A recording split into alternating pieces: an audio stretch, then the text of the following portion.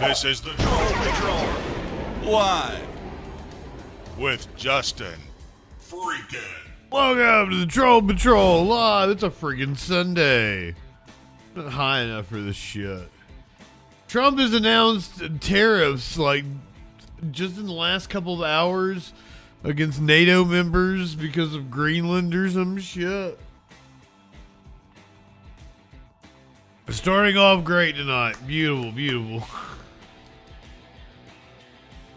A Nazi tried to go into Minneapolis and hold a rally, and the people of Minneapolis rightfully kicked him out. People online, for some reason, are defending the Nazi. The man was literally on video attacking cops on January 6th. They're like, these violent rioters. I'm like, this dude is literally a violent rioter. A pro-ICE right-wing influencer that there's so many of them. There's a gazillion of them descending on Minneapolis right now to try to get all the clicks and views they can. A pro-ICE protester has been ordered to report to jail over a child custody battle, because of course he has. Flo Holiday, welcome in, friends. Holiday on a 7-stream streak. Fucking A. I don't know if I like these streaks. I think it screws people over on these streaky streaks. I haven't even streamed 7 in a row, have I? Have I been on 7 days in a row? Well, I guess that don't matter in terms of your streak. Well, I mean, I'm on in the middle of the night, like, streaming video games, and 2 people are watching me. And it's basically just, like, 2 people that'll, like, talk. It's like hanging out with your friend while they're playing video games. Basically what's going on. Media Wench comes in and talks to me while I'm playing Final Fantasy, because she likes Final Fantasy. Yeah, I realized that after I said it, Flo, and I was like, I'm fucking stupid. I'm bad at the maths.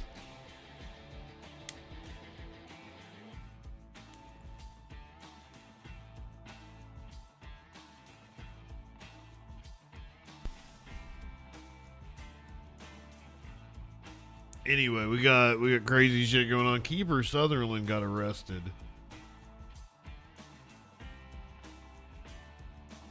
I get video of a food delivery robot getting hit by a train.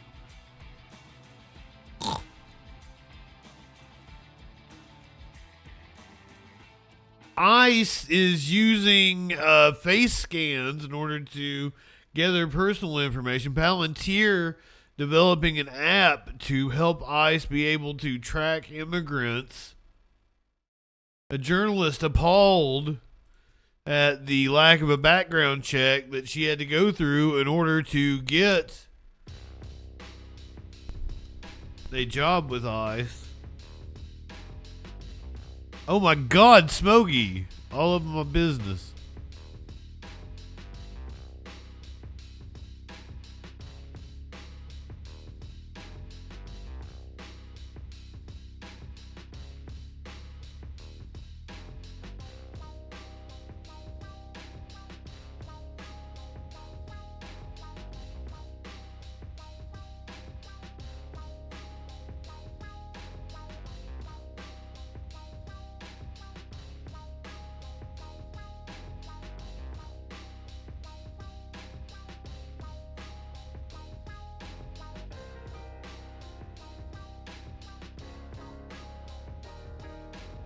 The Smokey Dough. You'll be back. Don't worry.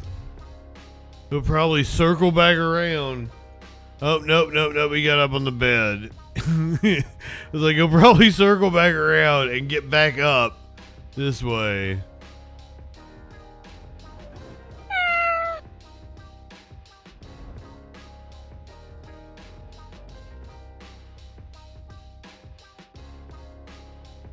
We got a lot of fucking ICE stories. I'm gonna go ahead and forewarn you about that. ICE in Minneapolis is the top story, and it's gonna be like the very first hour or more of the show. A woman says her MAGA girl license plate got her shot at. A kid wanted a Trump-themed birthday party. I'm gonna show you what a loser that kid is. A Trump store in Pennsylvania set to close because they ain't making no money anymore. Nobody wants any Trump swag. We're going to talk about Elon Musk and his baby mama. Kirsten Cinema accused of having an affair. Being sued under some sort of homewrecker law. You got to hate that for her. Tony Ducapil. Tony Ducapil. You got dunked on yet again. After what, first week on hosting duty for CBS? A police pursuit ended in a crash. A barista apparently drew a picture of a pig on a pig's cup. I don't see the problem.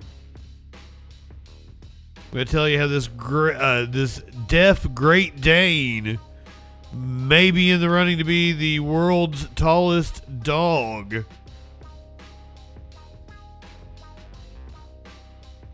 And a man was caught on camera throwing poop bags on an LGBTQ center. All that and a lot freaking more tonight on the Troll Patrol live 1011. Welcome in. Good evening. Tony Dokalax. That's a good name. I like it. Apparently the big thing we got to worry about tonight is 1,500 troops, as many as 1,500 active duty soldiers on alert for possible deployment to Minnesota. This morning, amid intensifying protests in Minnesota, officials telling ABC News that 2 battalions from the 11th Airborne Division, some 1,500 active duty Army paratroopers, have been put on alert for a possible deployment here, even though for now, there is no plan for that to happen. One official saying the president has not made a final decision whether to deploy those 2 battalions. The White House did not immediately respond to a request for comment. That official saying, "We are taking prudent steps to prepare active duty Army forces. This doesn't mean they will deploy. We are preparing options." This comes after President Trump threatened to invoke the Insurrection Act in order to deploy federal troops. But in recent days, the president seeming to walk that back. If I needed it, I'd use it. I don't think there's any reason right now to use it. But if I needed it, I'd use it. It's very powerful. Tensions mounting in the city of Minneapolis after 11 days of demonstrations. We were outside City Hall Saturday as dueling protests took place. Hundreds of anti-ICE protesters descending on the area, vastly outnumbering the handful of people who had shown up for a pro-ICE rally organized by a conservative influencer. What's happening right now is that the organizers of this by a conservative influencer who was charged in January 6th with assault on police officer. Law Dog, welcome in. rally, who are in the middle of that scrum right there, they're being forced out of the City Hall area, drowned out by hundreds of people who are anti this ICE deployment in the city. The message to these organizers, get out. Meanwhile, the Minnesota National Guard posting this picture, saying that if they are ever deployed to the streets here, they will wear these bright yellow vests to differentiate themselves from ICE and Border Patrol. And so again, as of now, no plans to deploy the National Guards to the streets here, and no final plan to deploy U.S. troops either. But with the fact that we're even talking about it at all tells you a lot about the state of play here in Minneapolis. It sure does. Matt Rivers for us. Thank you. Let's bring in ABC News Chief Washington correspondent Jonathan Karl, who'll be hosting This Week later this morning. John, good morning. Always great to see you. So you have a big interview coming up with Minneapolis Mayor Jacob Frey, who's called the ICE surge there an invasion. Now that move from the Trump administration, putting some 1,500 troops on alert. How extraordinary is this kind of standoff between state and federal authorities? Well, Whit, it is extraordinary. It is dangerous. ICE and other federal law enforcement personnel vastly outnumber the police in Minneapolis right now. And in addition to having that presence, the threat of a possible Insurrection Act invocation by the president and active duty troops, you have the Justice Department going in and launching a criminal investigation into the mayor and the governor. Really a set of... Launching a criminal investigation. At least in a very long time. Into Mayor Frey, Governor Walz. Escalating as well. I also want to ask you about President Trump's push to take control of Greenland, now threatening to use tariffs against U.S. allies. What are the risks here for the administration? Has now issued tariffs, but we'll get to that shortly. This is Mayor Frey. He was on one of the Sunday shows today, Meet the Press. On with Kirsten Welker on Meet the Press. Welcome back, and joining me now is Minneapolis Mayor Jacob Frey. Mayor Frey, welcome back to Meet the Press. Thank you so much. Thank you for being here 2 weeks in a row to discuss the urgent situation in Minneapolis. On Friday, of course, the Justice Department announced an investigation into you and Governor Walz. At issue, these accusations that you impeded immigration enforcement in Minneapolis. What is your reaction to the investigation, and have you, in fact, received a subpoena at this point? We haven't received anything, a subpoena or otherwise. And obviously, it would be deeply concerning if the federal government is targeting someone for a product that is quite literally my job. It is my responsibility to speak on behalf of Minneapolis residents. It's my responsibility to do everything possible to keep our city safe.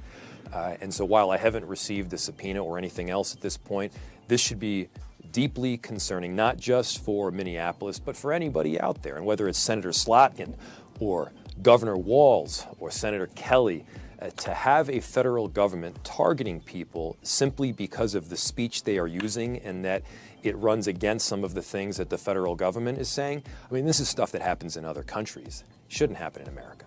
Well, let me ask you, because on Tuesday, the Deputy Attorney General Todd Blanche posted this. I'm going to read it to you, get your reaction on the other side. Quote, ICE operates in thousands of counties without incident. Men and women doing their jobs, protecting us from criminal aliens. Minnesota. That's not true. He said without incident. I'm going to prove to you that is not true. One, it's been incident after incident on this show for the entirety of the Trump administration, part deuce. But two, I'm going to show you reporting by ProPublica that also proves that wrong. Insurrection is a direct result of a failed governor and a terrible mayor encouraging violence against law enforcement. It's disgusting. Walz and Fry, I'm focused on stopping you from your terrorism by whatever means necessary. This is not a threat, it's a promise.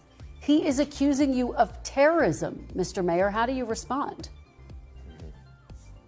Yeah, never once have we pressed for violence against any law enforcement officer.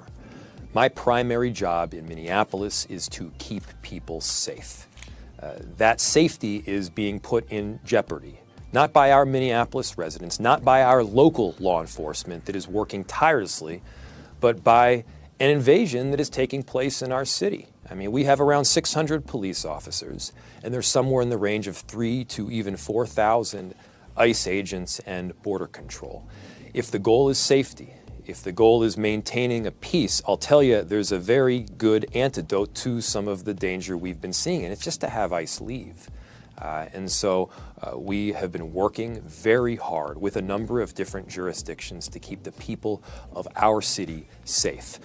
People in our city have been working very hard to keep themselves safe. I mean, it's been completely inspiring to see tens of thousands of people in our city standing up for their neighbors. It's not just about resistance, it's about love. It's about love for the people of our city. You know, it's about love. Sled Hills to attend a protest, or making sure that somebody's got an escort to the grocery store and they're not just randomly picked up in the meantime. I mean, this is the kind of concerning stuff that's taking place in Minneapolis, and I think people around the country should be very concerned about it. I want to play you something that Governor Walz said this week and get your reaction on the other side. Look.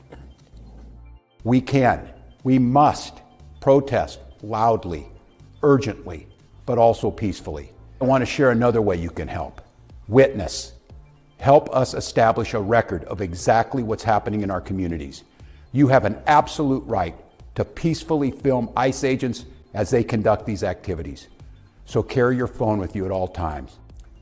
Do you believe that message by Governor Walz risks escalating tensions in your city? Governor Walz. What a horrible question! Is a basic constitutional principle, which is peacefully protest, 1. 2, don't take the bait. We do not counter Donald Trump's chaos with our own brand of chaos. We keep the peace. And 3, bearing witness and recording what is happening in the street. It's a public place. You're allowed to do that, not just in Minneapolis, but because of the United States Constitution. What is happening here right now is that Minneapolis residents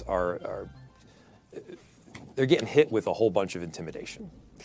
The bottom line is that we're not going to be intimidated here. That won't happen. And whether it's me or the countless other residents throughout the city that are peacefully protesting and doing their part to help out their neighbors during a very difficult time, we're standing up. Let me ask you, because NBC News is reporting that the Pentagon is taking steps to ready troops for possible deployment to Minneapolis. It comes as President Trump has threatened. Oh, I'm amused by it. Oh.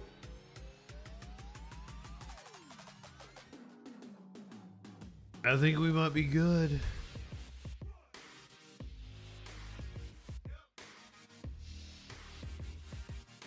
Yes, good to be back. We have gotten over the hiccup.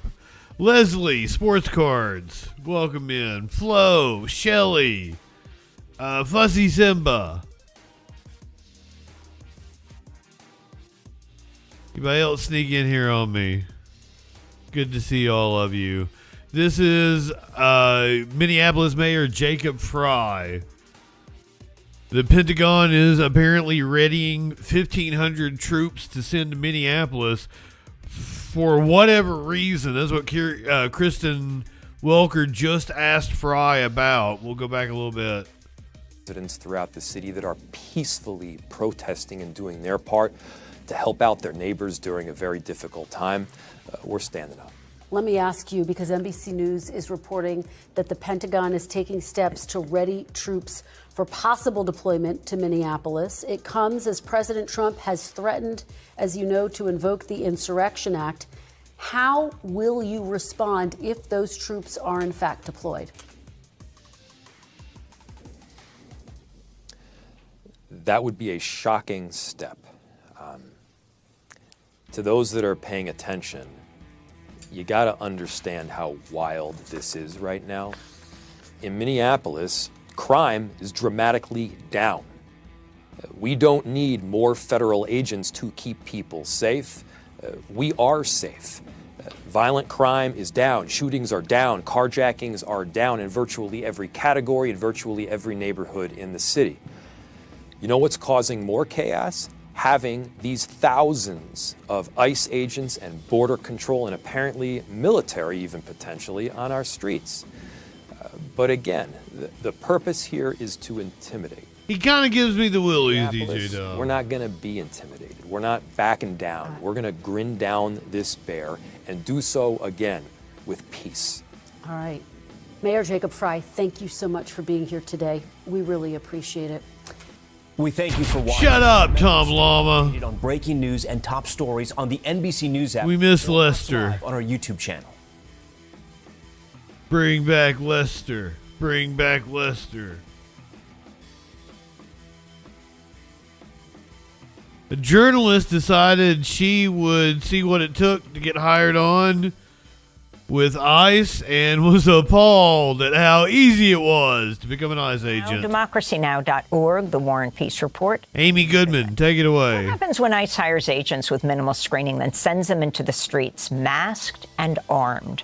We look now at the agency's hiring practices as it surges agents to Minneapolis and other cities. We begin with an independent journalist who applied for an ICE job and was offered it without even a background check. Laura Jadid wrote about her experience in a piece published Tuesday by Slate magazine headlined, "You've heard about who ICE is recruiting. The truth is far worse.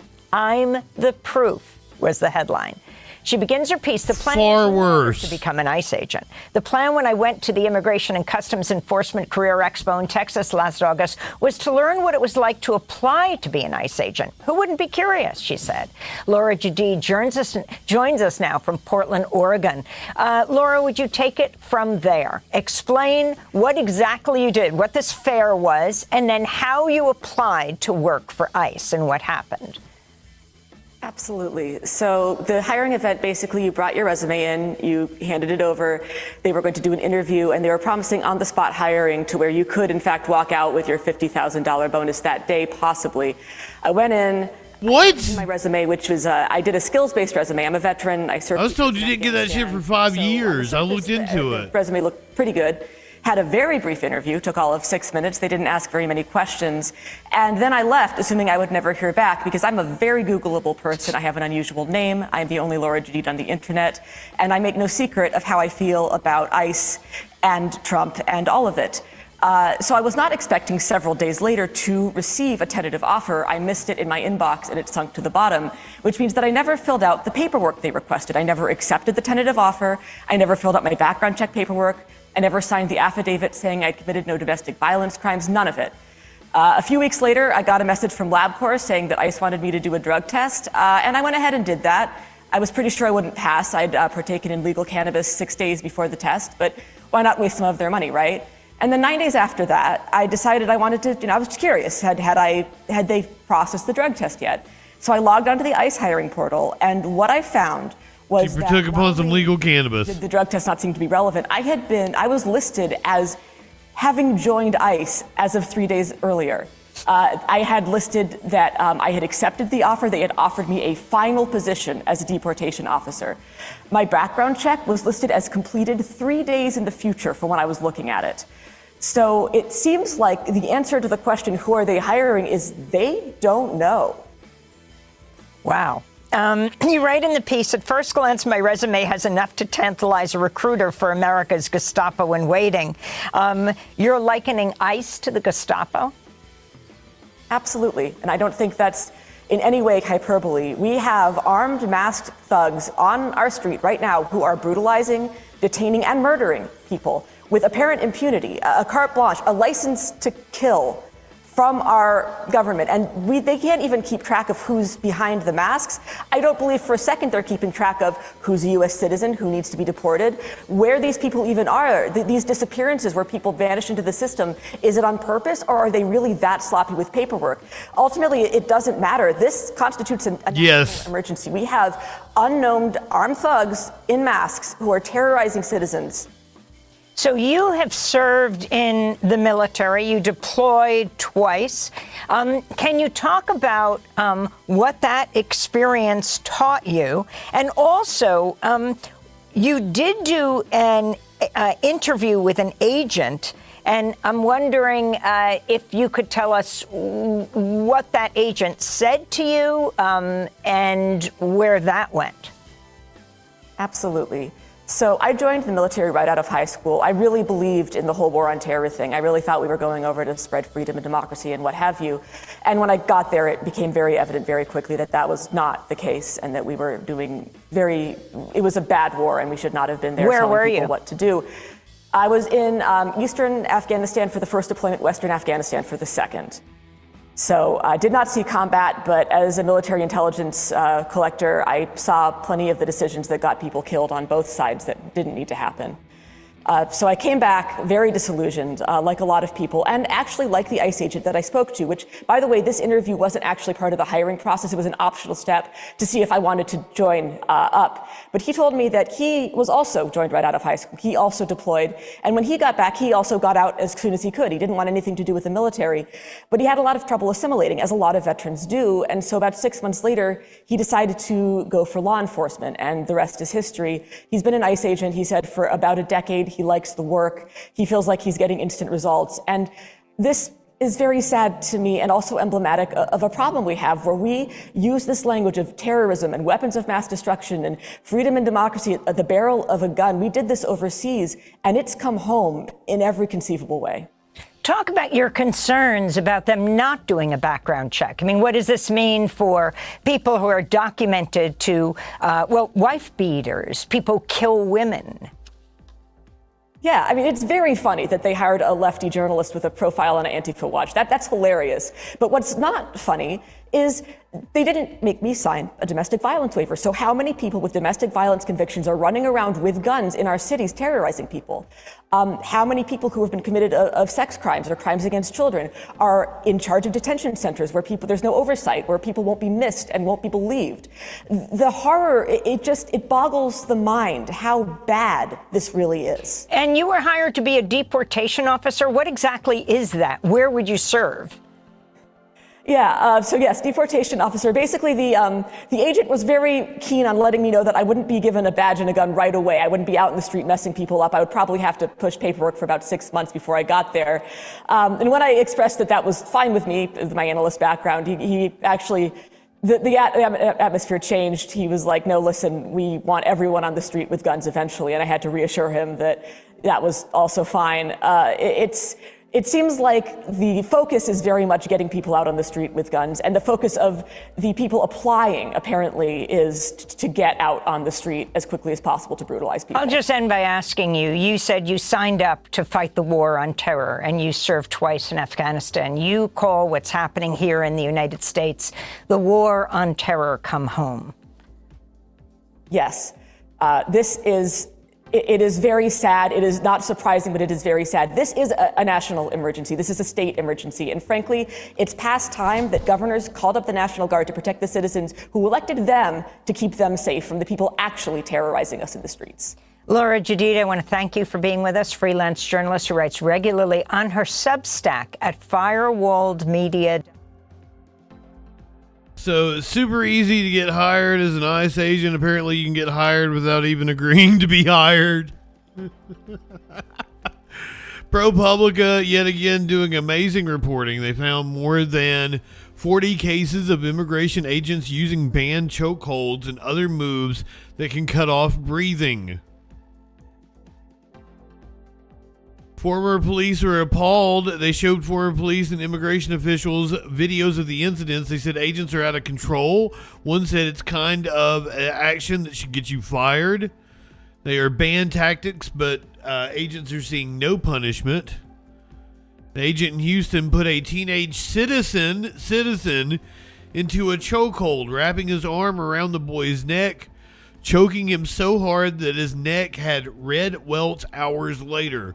A black masked agent in Los Angeles pressed his knee into a woman's neck while she was handcuffed. She then appeared to pass out. An agent in Massachusetts jabbed his finger and thumb into the neck and arteries of a young father who refused to be separated from his wife and 1-year-old daughter. The man's eyes rolled back in his head and he started convulsing. After George Floyd's murder by a police officer 6 years ago in Minneapolis, less than a mile from where an immigration and customs enforcement agent shot and killed Renee Good last week, police departments and federal agencies banned chokeholds and other moves that can restrict breathing or blood flow. But those tactics are back now at the hands of agents conducting President Donald Trump's mass deportation campaign. Examples are scattered across social media. ProPublica found more than 40 cases over the past year of immigration agents using these life-threatening maneuvers on immigrants, citizens, and protesters. The agents are usually masked, their identity is secret. The government won't say if any of them have been punished. In nearly 20 cases, agents appeared to use chokeholds and other neck restraints that the Department of Homeland Security prohibits unless deadly force is authorized. About 24 of the videos show officers kneeling on people's necks or backs and keeping them face down on the ground while already handcuffed. Such tactics are not prohibited outright, but are often discouraged, including by federal trainers, in part because using them for a prolonged time risks asphyxiation. ProPublica reviewed the footage with a panel of 8 former police officers and law enforcement experts, and they were appalled. And if they were appalled,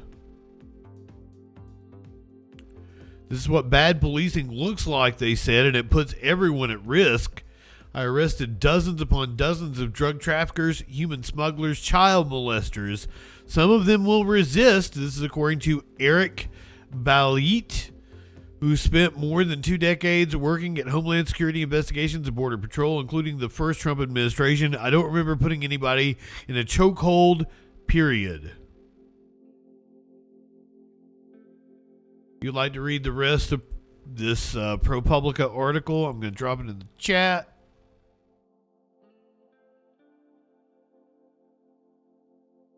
ICE is using face scans in order to compile information on you.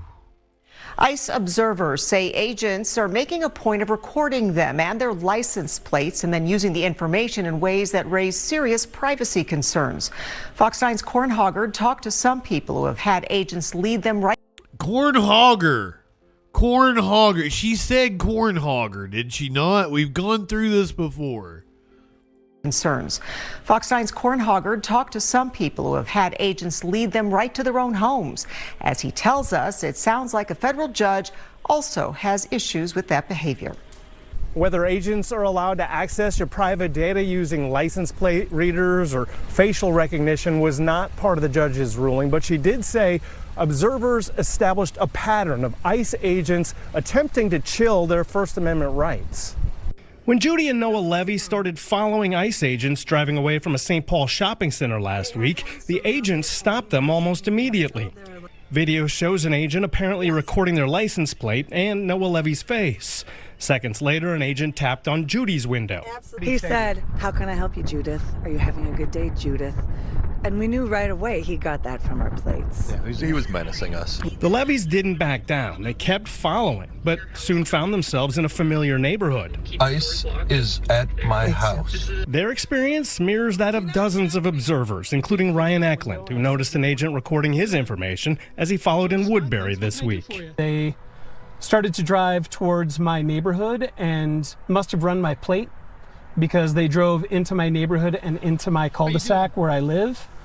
There's no circumstance where they would have rolled through there without knowing that. So there's a lot of warrantless data collection going on here, of observers, of protesters, of just individuals who are seemingly in the area of an ICE detention or an ICE action. ACLU attorney John Beeler says ICE agents are allowed to photograph license plates or people out in public, but they haven't explained what they're doing with the photos. Minnesota law restricts how law enforcement can use that type of data, usually allowing it only in active criminal investigations, not for identification of peaceful observers. If the goal is to frighten people out of legally recording them, though, it's working in at least some cases. I don't know that I'll be continuing to follow ICE. I'm not going to follow them. I'm scared. I'll still do it, but that's an important thing. You can still participate within your level of comfort. And the judge ruled yesterday that ICE agents are not allowed to retaliate in any way against people engaged in peaceful protest, which includes the people who are following and recording them. But no judge has ruled on the privacy concerns. In St. Paul, Corin Hoggard, Fox 9. Cornhogger.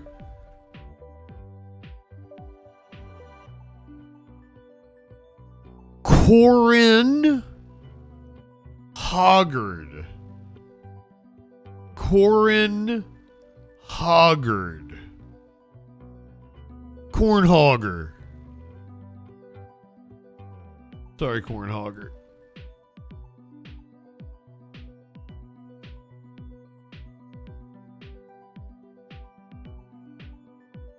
Palantir, the company owned by Peter Thiel that does some really scary surveillance shit, is creating an app to help ICE agents. 404 Media says ICE agents have a new high-tech way to zero in on neighborhoods to raid. The report says it's an app called Elite, and it's developed by Palantir, which is a data analytics company used by federal agencies and state and local governments. Now, the app populates a map with potential targets, pulls up a profile on each individual person, and provides a, quote, confidence score on each person's address. Joining us now is the 404 Media investigative journalist who wrote that story, Joseph Cox. Joseph, thanks for being with us. How did you first come across this information, and what did you find as you started to follow the story? So I've been covering ICE's use of technology for months now, and I kept hearing about this thing called Elite. I didn't know what it was at the time, and we didn't really know what tech ICE was using to actually find people, but eventually I got leaked this user guide which explained the tool in detail. I found this testimony from Oregon where an ICE official, under sworn deposition, explained exactly how they were using this tool to actually target neighborhoods. And I also found this link to Palantir as well. I think finally providing the clearest link yet between the tech that Palantir is making and how ICE is actually choosing where to raid and where to target.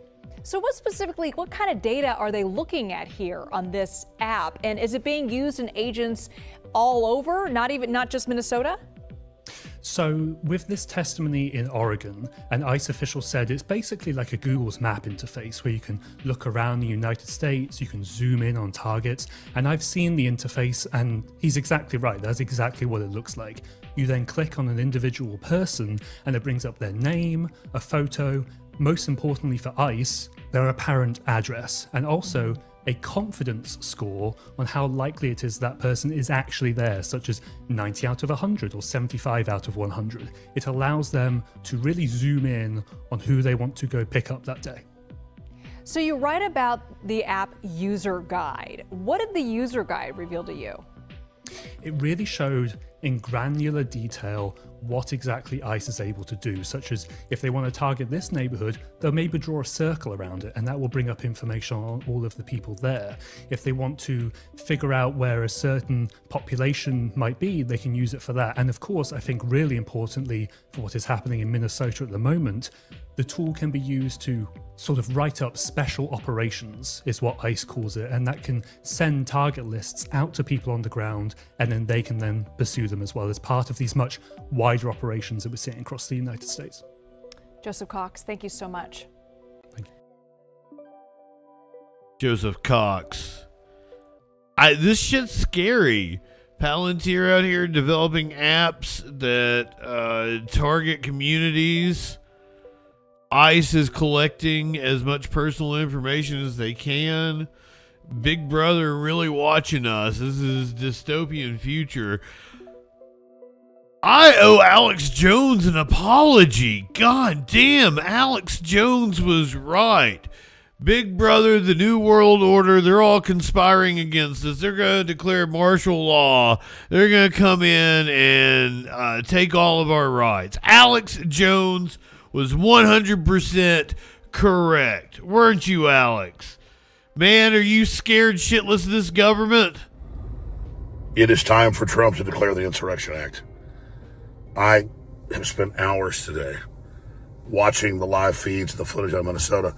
You'll have stringing cables, and they just mobs run up and just beat the living hell out of them.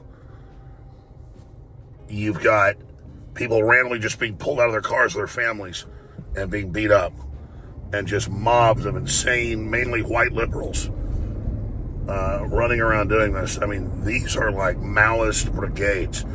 And in the videos on X, I see leftists with leftist handles saying, "See, bitch, told you we're serious." This is like French Revolution, where they just are like start chopping peasants' heads off or something.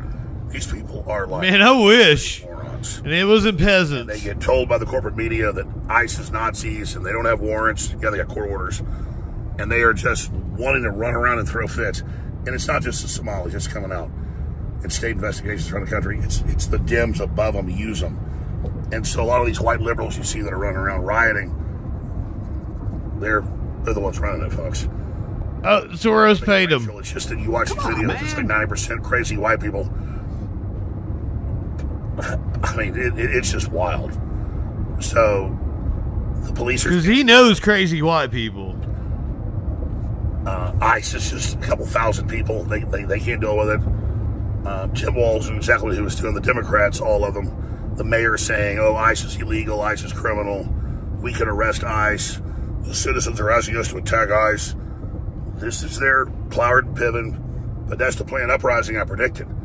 But man, watching the videos, and I'll post a bunch of them on Real Life Show. You can't miss them. It's just like, oh, allies, IT allies got beat up. Oh, you're white guys. You're driving an SUV. You've got equipment.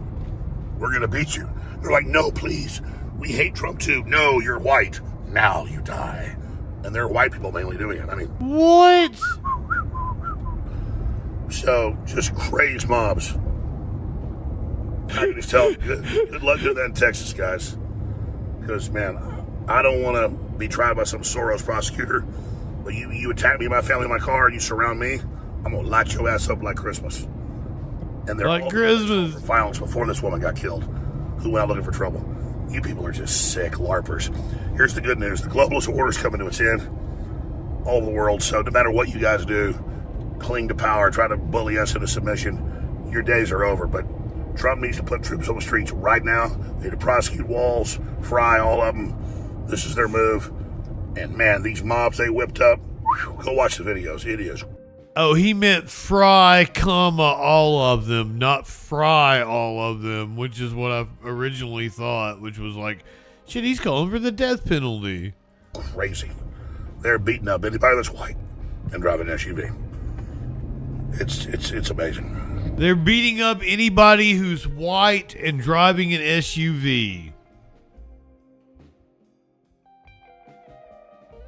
That is Alex Jones's contention.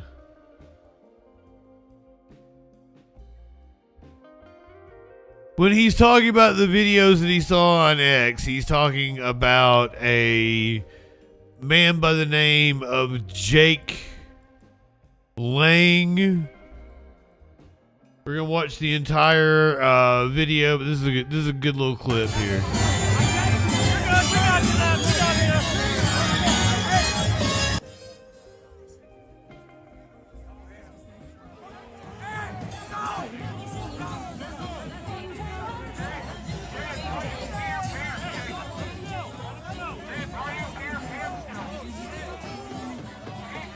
You will see from the entire video. He was never really in any danger. They hit him with water balloons, silly string.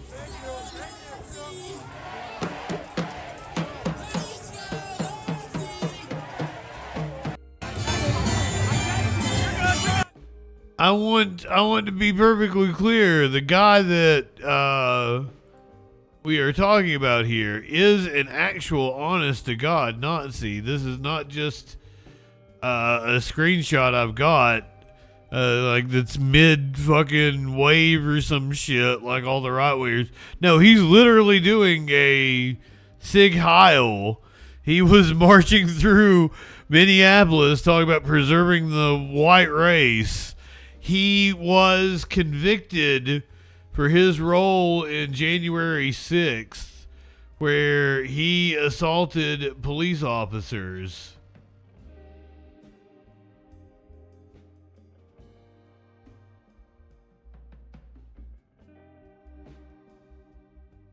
This is him.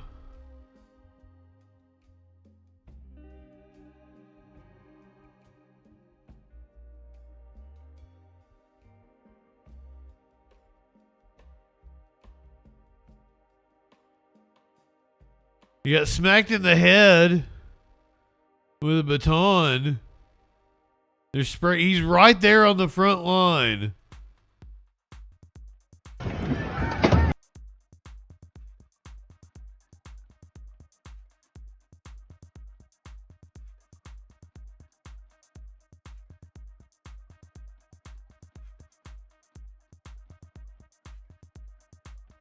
Everybody back now.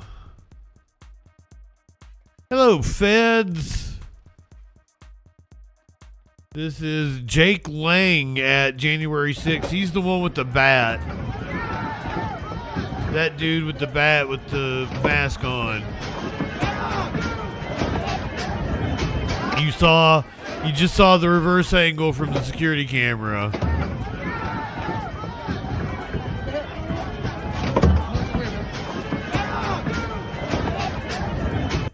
Pardoned by Trump, goes to Minneapolis and starts talking about the preservation of the white race and all that bullshit. Fuck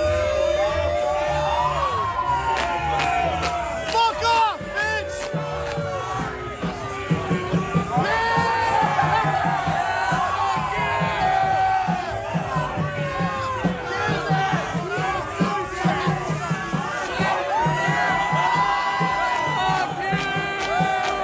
I thought it was water balloons. I read the report that it was water balloons. That looks like it's like a super soaker or something.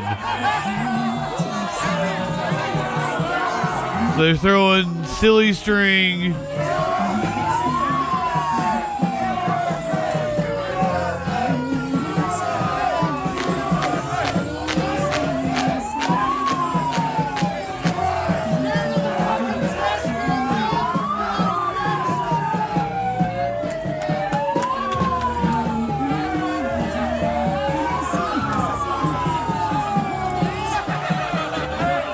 Yeah, he is talking about preserving the white race against the Somali replacement and shit like that. That's the kind of shit that he's saying.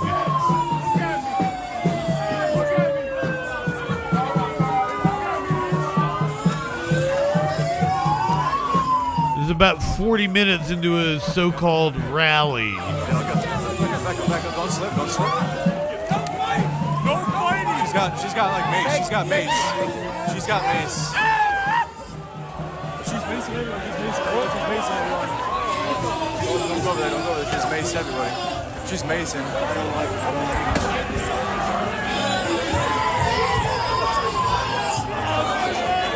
it. That's what this is supposed to be, a pro-ICE rally by this dude. It's that one red-headed chick. She's very upset. He keeps getting silly stringed. Yeah, this one that's getting up there. Oh boy.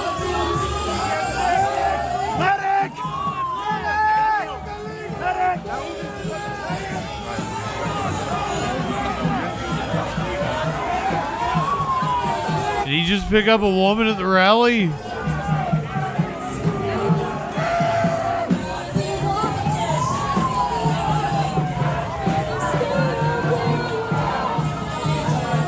I can't imagine he knows where the clitoris is.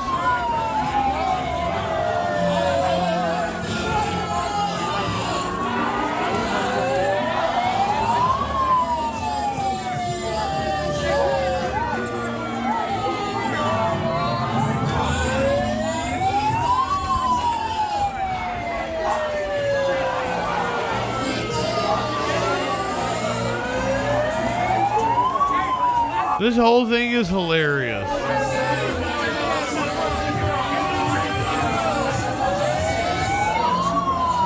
Wait, he's Jewish?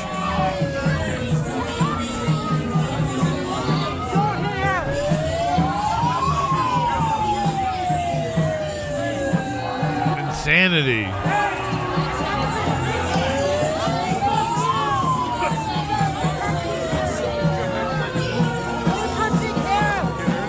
Today, bro. Oh shit. I don't get paid. I'm independent. Oh shit. Yeah. Who are you with? It's just independent, straight up. All right, bro. Keep working, bro. You'll get it.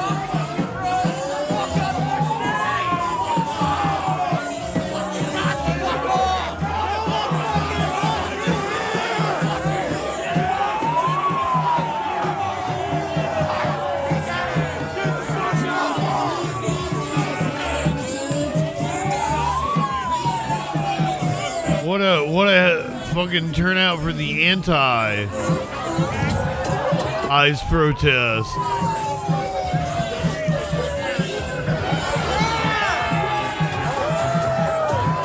It's gonna be very cold. It's very cold out. It's below freezing, so you can get frostbite.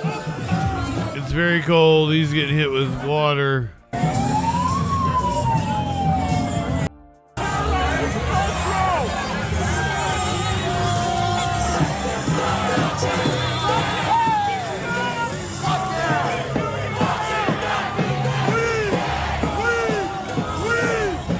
Leave, leave, leave, leave, leave, leave.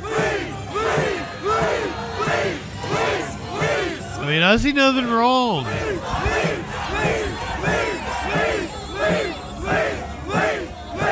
Shelly, thank you for the resub.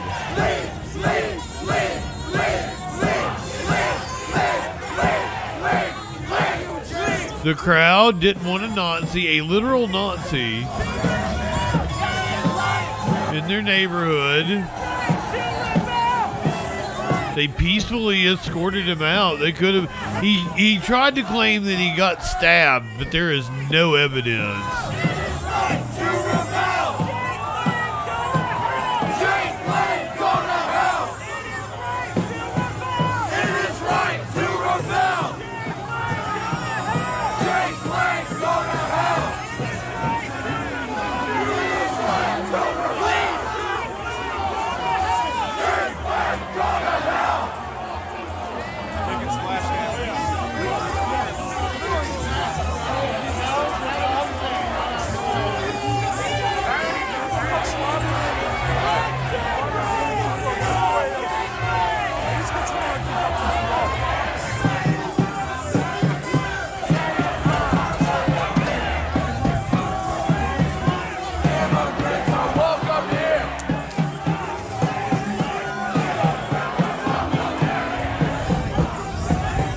I mean, they seem very familiar with each other.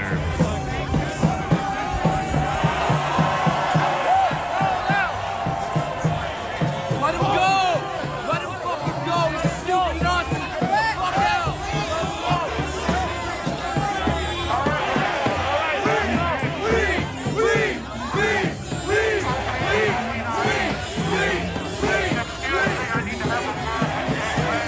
So now this is the video. You saw it from a different angle. One of the cameras up front earlier.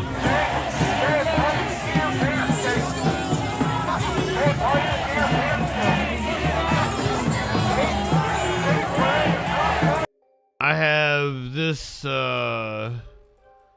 this screen grab from a Sunny in Philadelphia group. Jake Lang can go lower.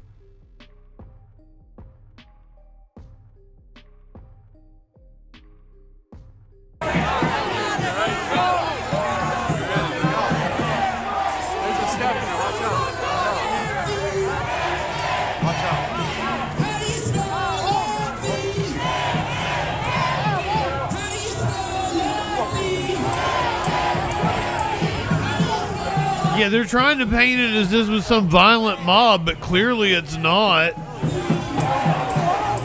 He got silly strung and water thrown on him. The people told him to leave, and then they grabbed him and escorted him out. Not potty trained. He's still trying to become a big boy. Jake, why do you piss your pants, Jake? Jake, did he piss his pants? Jake, you suck so bad, even ICE won't hire you. Get out of our city. You rat-faced bitch! Get out of our city! You rat-faced bitch!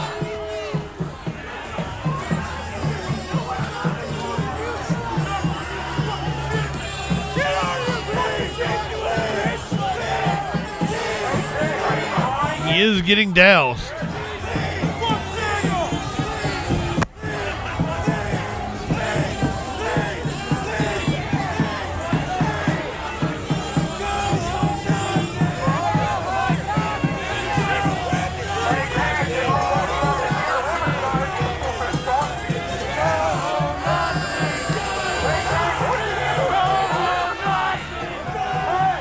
Go home, Nazi.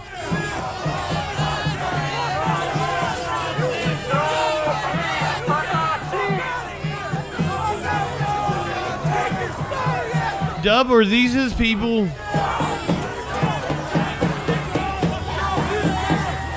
Are they trying to find him a way out?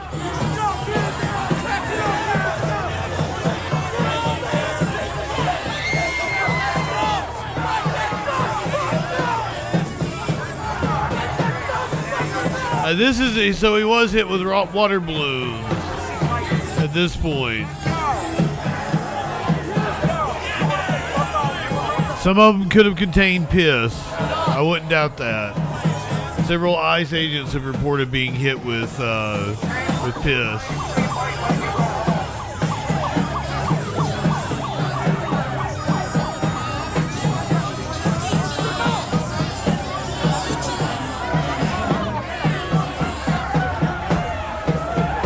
We're going to hear from the black guy that eventually actually gets him out of here, and the trans woman that drove him out.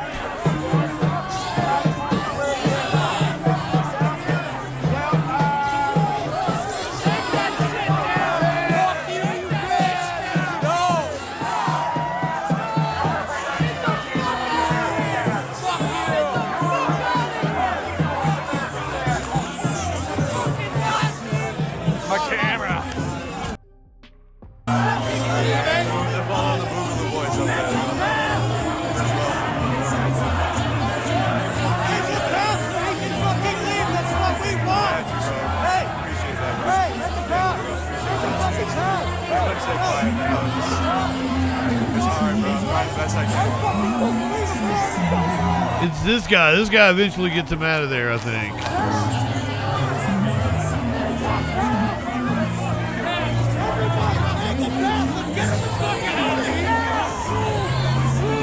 Step to the side! Step to the side! Step to the fucking side!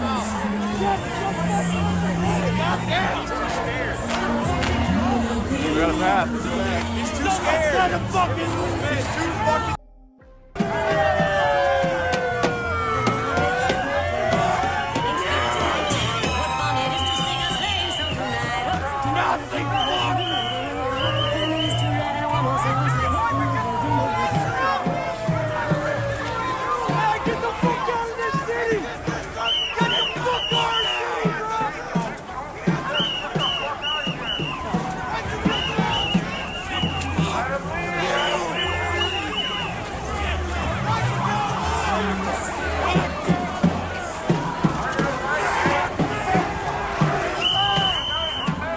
And when we say Nazi, literal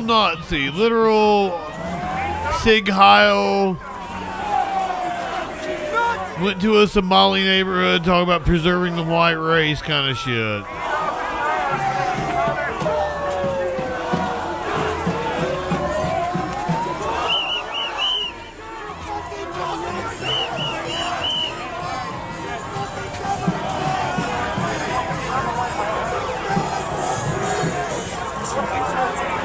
This is what he wanted. He wanted to cause a scene. He's an agitator.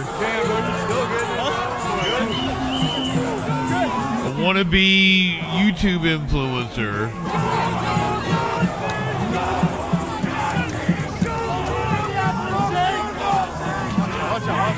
Watch out for that.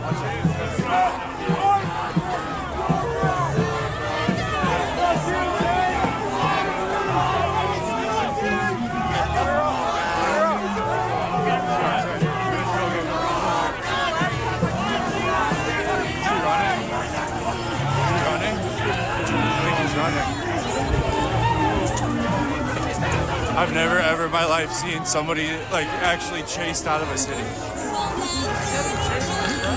Everybody. I've never in my life seen this.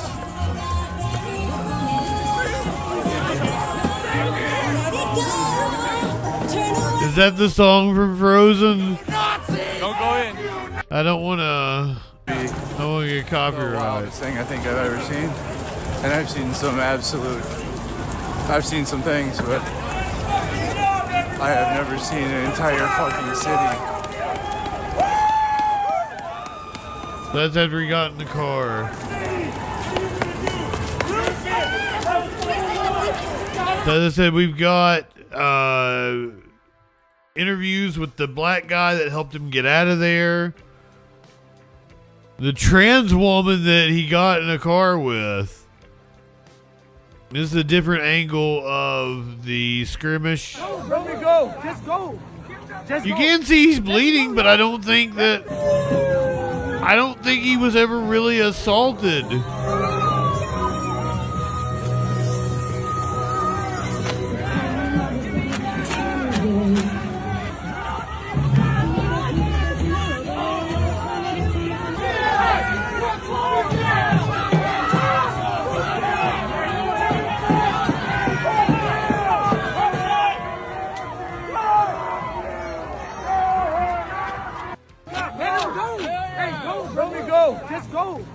Just go. Let him go, y'all. Let him go. Anonymously, Mr. Spronk.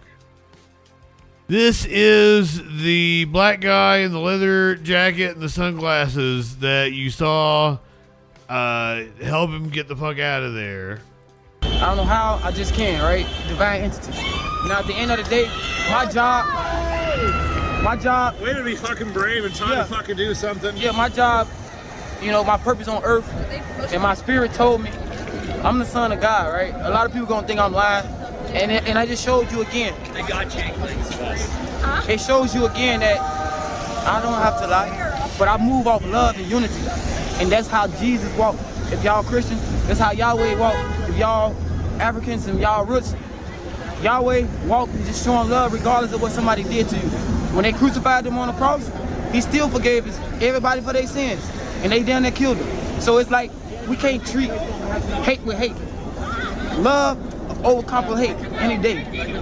When one motherfucker starts showing love, everybody show love. But if one person hate, everybody hate. It's a domino effect, just like a domino. That's that, but it was my job and my purpose. They stole his watch. Hey, let me see the watch. Hey, let me see the watch. Hey, watch. They stole his watch. Hey, come here. Hey, someone come here, Mello. Hey, check it out. You, come here. Yeah, you, yeah. Yeah, so look, keep that on. At the end of the day, this what he came. I don't know what this shit is. A fake ass, what they call these watches? Out of my protect. The world is fake. You hear me? All this shit is fake. He says fake. Man, y'all money for this shit. You feel me? But that's the end of that, man. At the end of the day, just show love to anybody. No matter what they done to you, just show love. You're gonna get blessings. Hey, I don't even know you. I don't even know about this. I just brought you. That's how deep it's gonna get. I'm gonna leave it at this. I'm very deep, right? So we go back all the way down to slavery, right? My last name is Blackwell, and Blackwell was the first slave owner to ever own a slave. He was white. Now I'm gonna go back to this to show you, he's my brother. He's my brother. Hey guy. You know what I mean? Regardless of the color, he's my brother. Through slavery, his people fucked my people. Babies is a generational thing, bro. We're family at the end of the day. To be fair, I'm Scandinavian. We didn't do any slaves. No, you ain't do it personally. We ain't gonna put that on. Rape babies are still family, is what he's saying. I'm gonna say humans. Don't put a race on the humans. Hey, have a good one, brother. Same to you. Smash that like and follow button.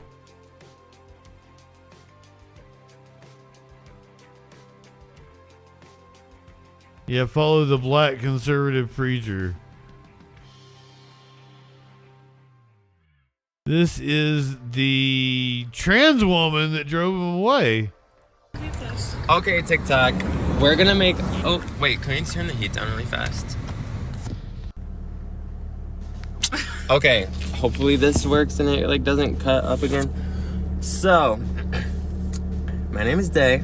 This is my friend Aaliyah. This feels so weird to do this really like fast. at last might be ugly. Yeah, so let me give y'all the rundown on what just happened to us in case we do go like... Hold on, the sound is off somehow. Okay, TikTok. We're gonna make... Oh, wait, can you turn the heat down really fast? Turn the heat down. Okay, hopefully this works and it like doesn't cut up again. So, my name is Day. I think it's on her, not me. This feels so weird to do this really like fast. at last might be ugly. Yeah, so let me give y'all the rundown on what just happened to us in case we do go like viral or whatever the case is. We're on our way to Tom's Watch Bar, right? We want to have some cocktails, little girl day, whatever. Yeah. We see this crowd of protesters Get it, girl. outside of a hotel, and obviously we are anti-ICE. Like what the fuck is all this shit that's going on is such bullshit. I'm low-key scared for our country, and it sucks that it's starting in Minnesota, but like I do not support that. They're bullying. They are bad people. They're ripping apart families. Don't fuck with it. This guy, still don't even know his full name. Jake is all I know. He's a horrible freaking person. The horrible people that apparently I'm sure a lot of you guys do know about, but I had never heard of him. We see him run up to our car and he's like, "Can I please get in? Can I please get in? Like they hurt me so bad." Da da da da. That's all the context we have. So in our heads, it's like, oh my god, like was he just attacked by ICE? Like We he was thought in the ICE was protest? after him, so we're like, okay, whatever, like hop in the freaking car real quick. And then all of a sudden there's a whole bunch of people coming here and storming us and like beating up the car, ruining the car, pulling this dude out. Like what is like going on? surrounding the car from every single angle. And yeah, we had no idea what we was getting ourselves into. It's just like we saw an injured man, so like obviously we're gonna help because we're not bad people. What? And I don't know him. And so yeah, anyways, he gets in our car, like, yeah, surrounded us. They broke her tail light, was banging on the car, whatnot. They tried to rip him out the door, like they was like opening the door and shit. Wild. And so we do drive because like we're not gonna, like literally the longer we sat there, the longer he fought them off and the more damage was happening to Aaliyah's car. So we had to leave with him in the car. Like there was no ifs, ands, or buts about it. Don't fuck with him. I was leaving. Yeah, but also we can't just like, you know, like what else are we supposed to do? He's not gonna like let us kick him out the car. He's not gonna get out. So like that was our only option at that point. So we literally just go around the block and I'm like, you know what, like you need to get out. Yeah, we're still in like, the same spot. what is going on? Like, whose side are you on right now? Because, like, this is not okay. And I'm just getting super weird, bad vibe from this dude. And he's just like, oh, Trump something me. I gotta owe him back. And I'm just like, yeah, he was I like, don't care what Trump did for you. Like, ICE is fucking shit. As like, fuck. who are Trump pardoned him. Like, who are you? And then I find out who he is. I'm like, I don't care if your Uber's here. You're not gonna wait in my fucking car. You need to get out right now. As fuck. Like, we was you not need to get fucking out right having now. it. Like, this is not okay. I do not support you. Like, speak your mind, whatever. Good but, girls. I do not support what this is all about. Like, this is not okay. Like, you need to leave and you need to give me your contact information because you're paying for this fucking shit. Like, yeah. Annoying. Like, I actually don't like you. No, literally. So, fuck, it was like the most wild, like holy shit, my day just took like a 180 so fast. Like, all of a sudden we're seeing protesters. All of a sudden we're a part of it. Like, cameras all up in the face. Wish I could. I don't know what's going on. I don't know what's going on. Yeah, wild. Just like so that. anyways, if you happen to see our faces at all, because it felt like paparazzi was everywhere fucking snapping pics. if you happen to see us, please know that we do not support this man whatsoever. ICE needs to leave literally the whole country. I don't care about whatever they have going on. It's a whole vendetta, and they just need to fucking leave. Like, it's just not okay, and people all have rights, and nobody should be ripped away from their home. I don't care what is going on. People should not be treated like this. Like, we're protesting for things that are good, and there's all these people just putting up such a fight for what? Because we want equality and we want peace and we want to feel safe where we're at. Like, is that too much to ask? Obviously it is, because every day we're getting thousands of new people coming here, you know, and just causing so much destruction and so much just like unrestlessness, or I don't know, but it's just not okay. And was not expecting that to happen. We thought we were helping someone who was so these poor girls were just turned out to be the case, and going for drinks. And now we're just here. It's someone who literally is so prevalent or something. What? Where was his like limo? If everyone knows him and he travels the country, like, or like, where's your like? You ain't got like people with you. Why was he like literally by himself? Like, what? I don't even. Stupid. What is the thought process? Because he's stupid. And he likes attention and he thinks it's cool. As fuck. He's so lucky we stopped for him. He's so lucky we did not know who he was, because I'm sorry, but like, you're for the streets. We're letting the wolves have you next time. We'll look from in here and watch you get beat up and then go along our way and not be a part of this. Yes, like what?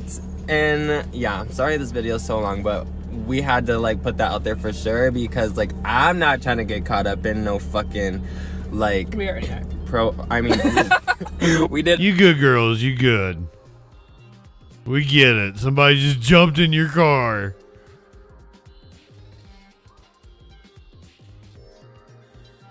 There was another pro-ICE protester. He claimed to be the CEO of a Michigan company, but apparently that is not the case.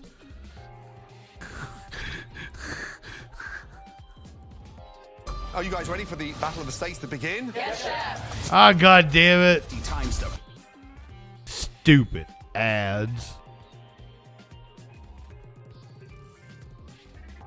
Hell's Kitchen, the Battle of the States. There's our twist in a story going viral at this hour. It involves a man who said he was resigning as CEO of his company after shouting at anti-ICE protesters in Minneapolis. Now, the actual CEO says that demonstrator is a fake. Let's get live to Fox News' Dave Kitchen. No. Reaction tonight from the company's headquarters in Troy. Dave. Yeah, Rube, this is a bit of a complex one, so what we'll do is we'll walk our viewers through it piece by piece. I want to begin by showing you that viral video that took place in Minneapolis, showing this Michigan man involved in all of this. Let's go to that, and we'll pick it up in a second. All you liberal commie mother, keep your hands to yourself, or you're gonna get hurt today, all right? You ain't we executed one of you yesterday. So that's Jaden Scott of Bay City yelling at anti-ICE protesters in Minneapolis following the fatal shooting of 37-year-old Renee Good by an ICE agent last week. According to multiple news outlets, that followed the story. He said, we executed one of you. As CEO of Harmony Investment Group, a private healthcare company based here in Troy. But here's the thing. A man named Zane Sikander told Fox 2 and others in the media that he is the actual CEO of that company, not Scott, and he alleges that Scott is an imposter who is accused of making a fake website for the company purported to lead. Now, Zane told us, look at that picture of him. Of course he's a right-wing grifter.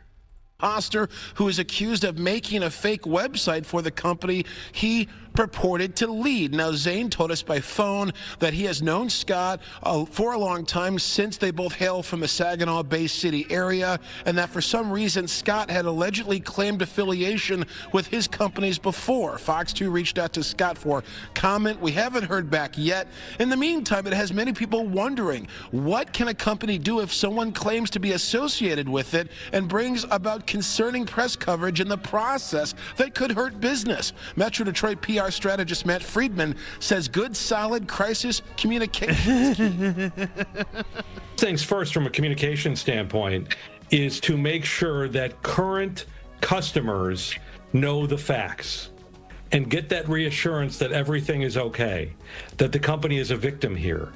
And that's the most important message most immediately is to current customers. Does somebody think of the company? Outside from there. Because once you feel like you're going to have business continuity and you're going to be able to keep your customers, then it's important to communicate more to the outside world. And the most important thing there is to get it right online, because this story will live for a long time online, whether the company deserves it or not. Look at all of the media agencies in and around the state that had picked up this story. Now, again, we're going to talk more about the legal aspects of this in terms of what can a company do if they find their information in the press and things that might be concerning for business. We'll talk with an attorney about that side of it tonight on The Edge. Reporting live in Troy, Dave Kinchin, Fox 2 News. Living on the edge. This apparently has happened before where this man has pretended to be someone he's not. Any idea how profile of a case that was in the past where this guy allegedly said he was someone he wasn't?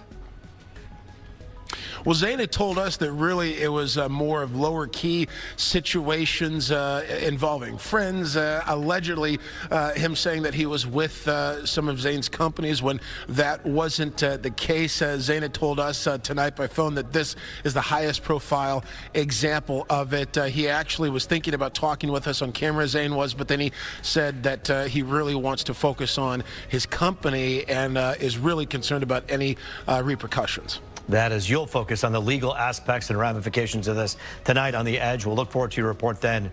Dave Kinchin for us live tonight. Thank you.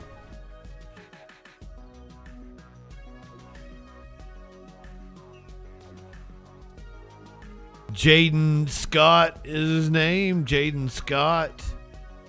Jaden Scott ordered to report to jail in child custody case.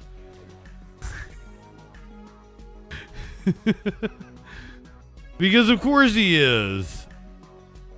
At 6 o'clock, the Bay City man who shouted, "We executed one of you," at a group of ICE protesters in Minneapolis has some legal troubles of his own back home. Court records indicate 23-year-old Jaden Scott was scheduled to appear in a Bay County courtroom Wednesday to begin serving a 7-day jail sentence. A Bay County judge imposed that sentence after Scott failed to show for a prior child custody hearing. Scott appeared at Wednesday's hearing via Zoom from Minnesota, where he told ABC he was too busy trying to be a right-wing influencer in Minnesota to show up for his child custody hearing.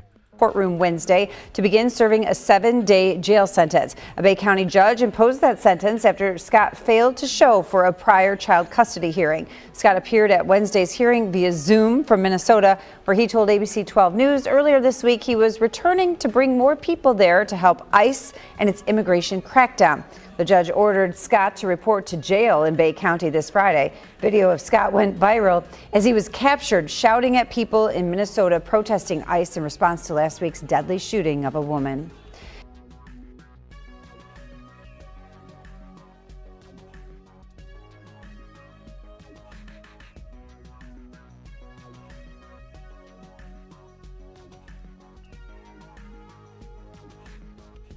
I sneeze an abnormal amount normally, and I have sneezed an abnormal amount beyond my abnormal amount here in the last couple of days. I don't know what's caused it.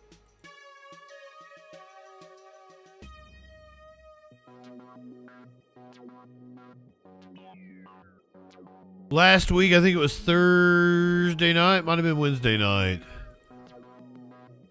Things really popped off in Minneapolis. Some ICE vehicles were destroyed. Some guns were stolen. Some guns, some critical paperwork from ICE stolen from federal agents. Well, investigators say a face tattoo and social media posts helped them catch a gang member accused of stealing from the FBI. Our cameras caught vandals breaking into unmarked law enforcement cars in North Minneapolis this week during the chaos that followed the city's latest ICE shooting.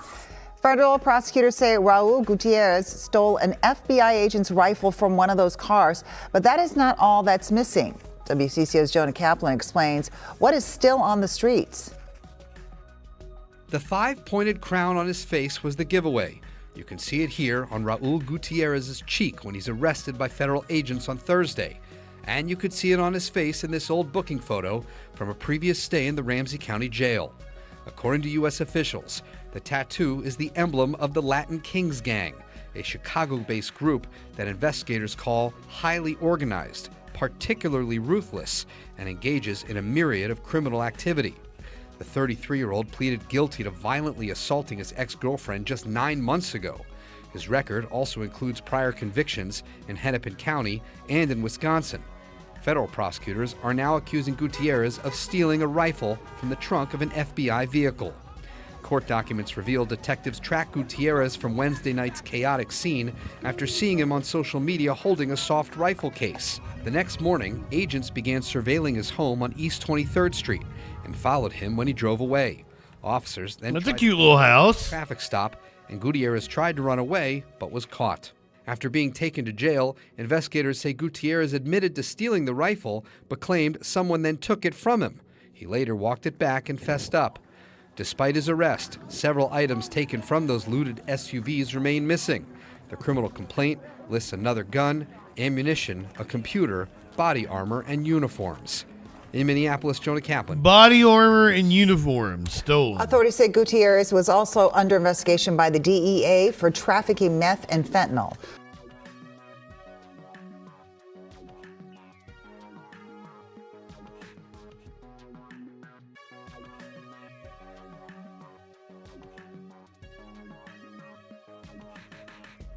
Shut the fuck up Friday is every day.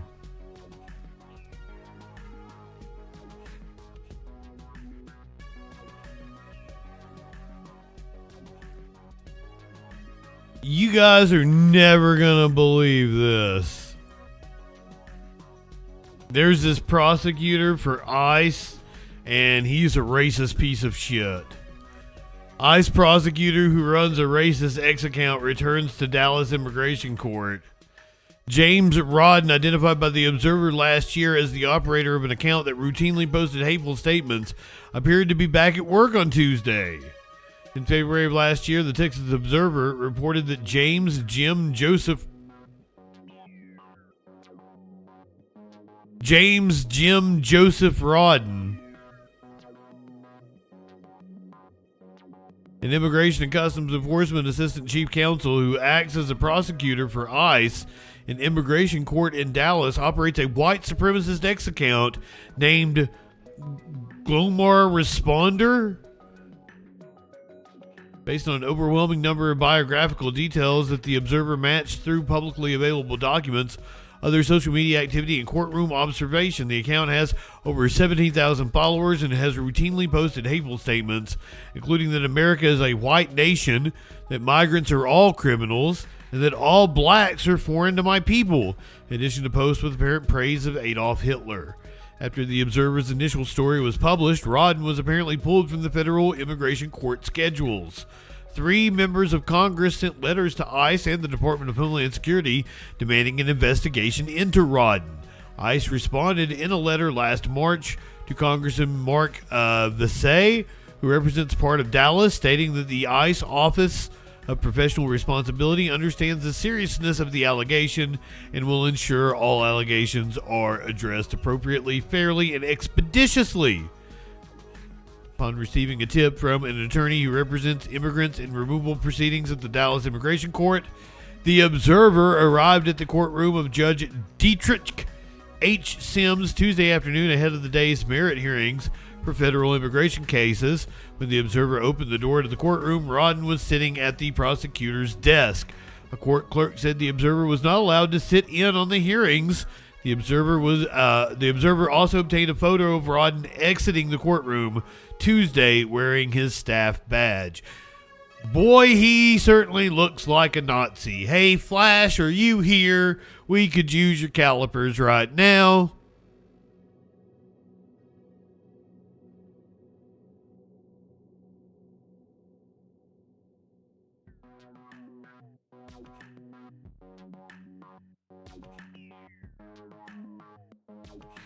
I'm tired of all the goddamn Nazis around here.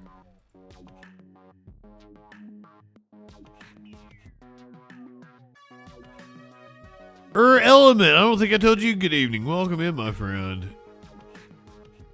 Last week in Texas, a migrant that was attempting to be detained by ICE decided to ram him, which, you know, hey, if a bunch of Nazis are coming after you, I wouldn't blame you. We want to update another major developing story that we've been tracking for you all day. New video from here, right here in San Antonio, showing someone trying to ram ICE agents with their car. You see the video there. One agent reportedly was sent to the hospital. Immigration and Customs Enforcement, that's ICE, released the video to Fox News. It was just a week ago that Renee Good was shot and killed by ICE agents out in Minneapolis. News 4 San Antonio's Taylor Whartonby has been covering this story all day for us. She's the latest on the video and the questions it's raising. Taylor. Jonathan, Mandy, it all unfolded right here at this Walmart on Blanco Road near Wurzbach Parkway. And while the video is shocking, on White Road, information that has yet been released and many questions still remain.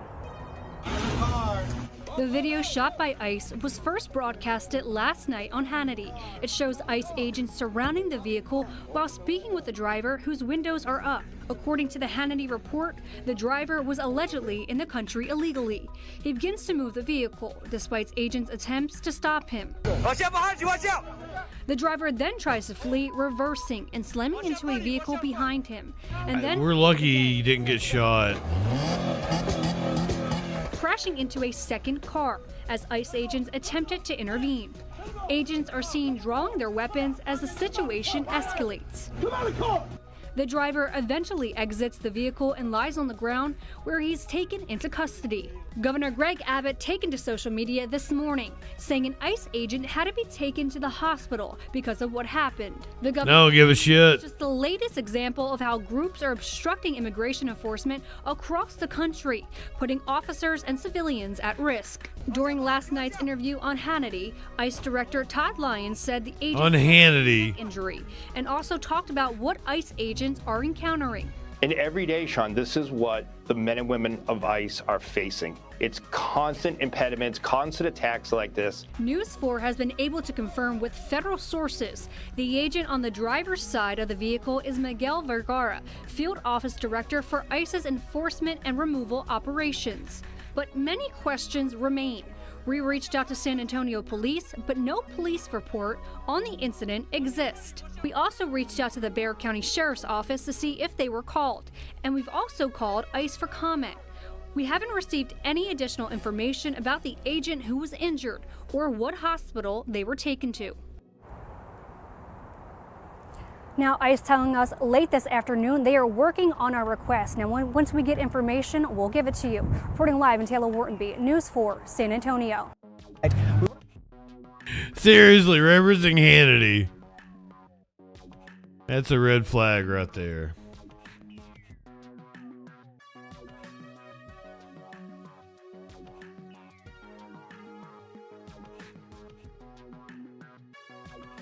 I honestly don't know how to intro this next story.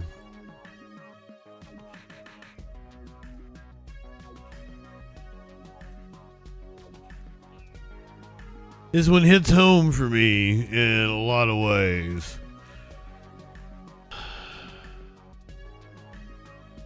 I said, ooh.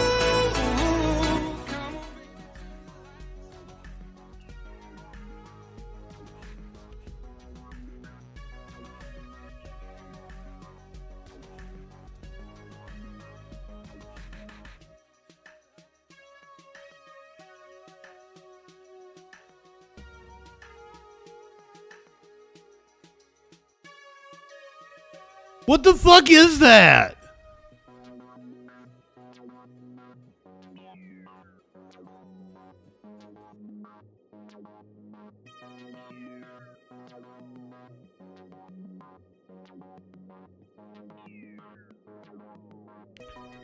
The Department of Agriculture posting this video, which content warning. Nice. Oh.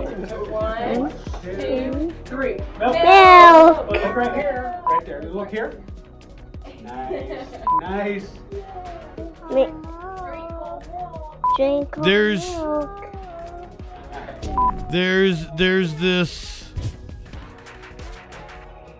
There's this thought that perhaps they were going to go on this raw milk campaign, and some lawyers told them how bad of a fucking idea that was. Milk. Look right here. Right there. Look here. There is the thing, like, Nazis associate milk with, like, whiteness and purity and shit, and drink milk. Now, I, as a hardcore milk drinker, I drink a lot of chocolate milk. I'm a hardcore milk. I'm drinking milk right now. I'm insulted by being associated with these people. Right there. Look here. Nice. I think they were supposed to Drink whole milk. have this raw milk campaign, but some lawyers talked them out of it because it's a bad idea. Raw milk is fine if you live on a farm and shit, and if you get it from the producer. Raw milk is not fine for commercial availability because it doesn't last long enough to be able to sell it commercially. Okay. The milk mustache is back. 2. Drink whole milk. No, apparently that, like, the whole milk mustache, the Got Milk campaign in the 90s was actually like a fucking propaganda campaign by Big Ag. Like, I always thought, like, oh, milk makes your bones stronger and shit. That's not really true.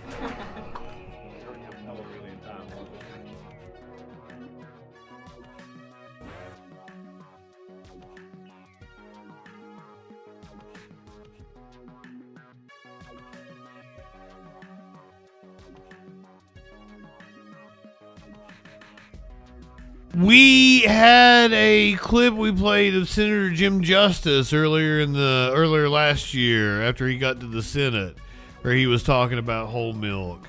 I thought that was wild because he's a fat ass. It's actually a legal definition, whole milk.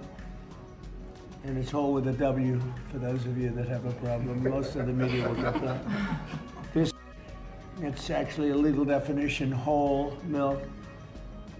And it's whole with a W for those of you that have a problem. Most of the media will get that. It's actually a legal definition, whole milk. And it's whole. Not a single person was thinking whole milk is in HOLE. Not a goddamn person on the planet thought you meant whole milk. He was, okay. Okay, fair enough. He was thinking whole milk.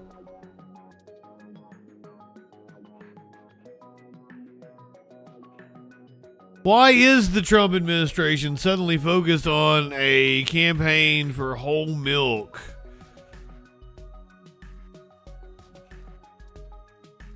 Milk is mundane in most contexts, but you can't help but notice when it is smeared across the upper lips of America's government officials an image of Donald Trump sporting a milk mustache and glowering over a glass of milk was just one of many dairy-themed posts shared by the government accounts on X during the past week, all of which made clear that the milk was whole.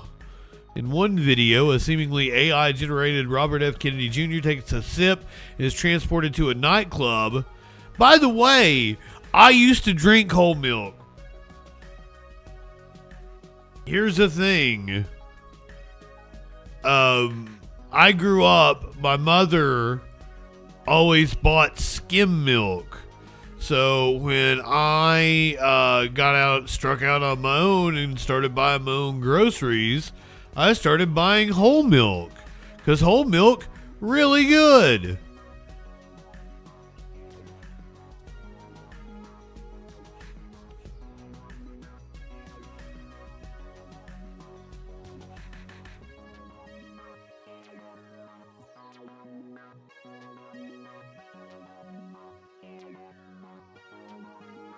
I started gaining weight.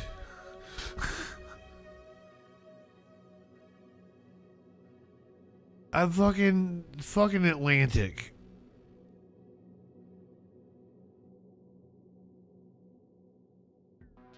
I started gaining weight and I switched from whole milk to 2%, and then I leveled out and it was fine. So this is not whole milk, this is 2%, because I drink so much fucking milk.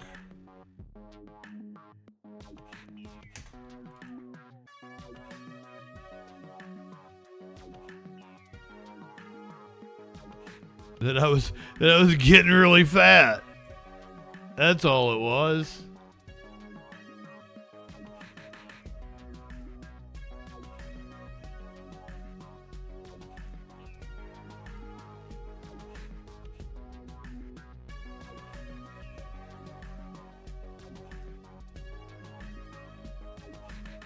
Homo Milk, alien, welcome in.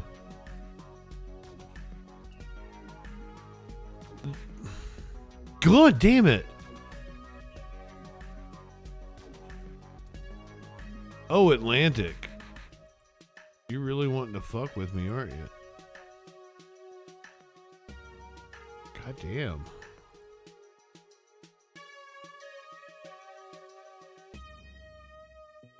The posts were shared to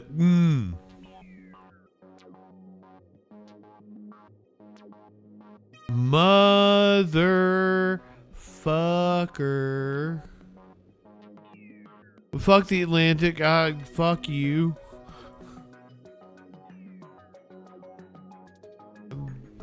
I give up. I'm not high enough for this shit.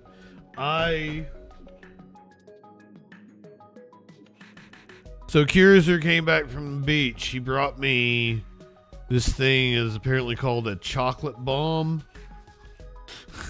I ate most of it already. This is the chocolate bomb. It's like cake and like a chocolate mousse, and then there's I don't know what the other thing. She told me that I did it wrong. That there's apparently this thing of dark chocolate syrup I was supposed to put on it with the chocolate bomb.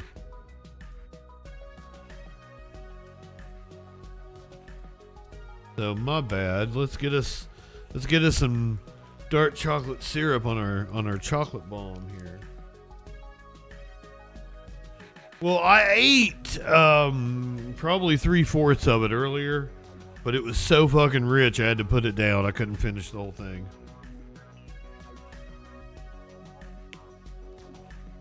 Oh, goddamn. I got chocolate all over me.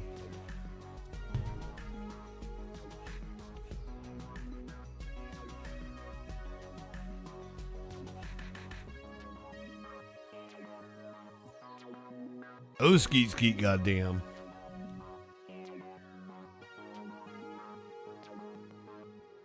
Yeah, the chocolate syrup is really like, I mean, it was good without it, but like the syrup really sets that off. Because it's got some sort of, I don't know what the vanilla layer is. It's got some kind of white layer above the chocolate mousse. Maybe it's white chocolate.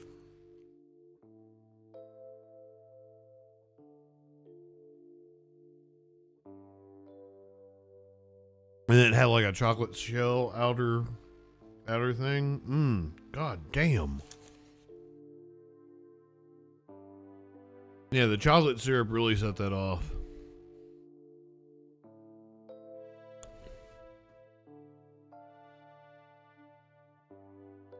Yum, yum, yum. It was probably whole milk.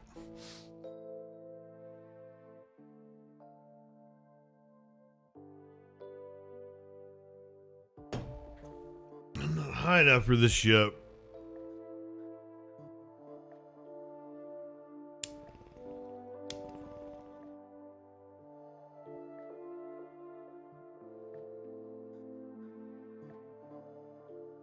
All right, we got some bullshit politics to do. And then we got some crime stories to do. And then we're going to get the fuck out of here. Everybody wishes they had a mouthful of chocolate right now. Trump says we shouldn't have an election. He's joked about it multiple times already.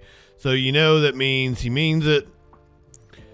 Trump said he thinks the U.S. shouldn't even have an election in the midterms in November, according to an interview with Reuters published on Thursday, ramping up his attacks on the upcoming election after reportedly expressing alarm about the possibility of Republicans losing control of Congress. White House Press Secretary Caroline Leavitt later claimed Thursday that Trump was simply joking, speaking facetiously by saying that and telling reporters that the president was saying, "We're doing such a great job, maybe we should just keep rolling." Democrats are favored to make gains in Congress in November based on polling and historical trends, showing that the party that's not in the White House typically does better in the midterm elections, with Trump lamenting that pattern and claiming it's some deep psychological thing. Trump has repeatedly expressed concern about the possibility his party could lose control of Congress in the midterms, telling GOP lawmakers earlier this month Democrats would find a reason to impeach me if they regain congressional control. Trump told Republicans in that speech the party has got to win the midterms, but added he wouldn't say cancel the election because the fake news will say he wants the elections canceled. He's a dictator.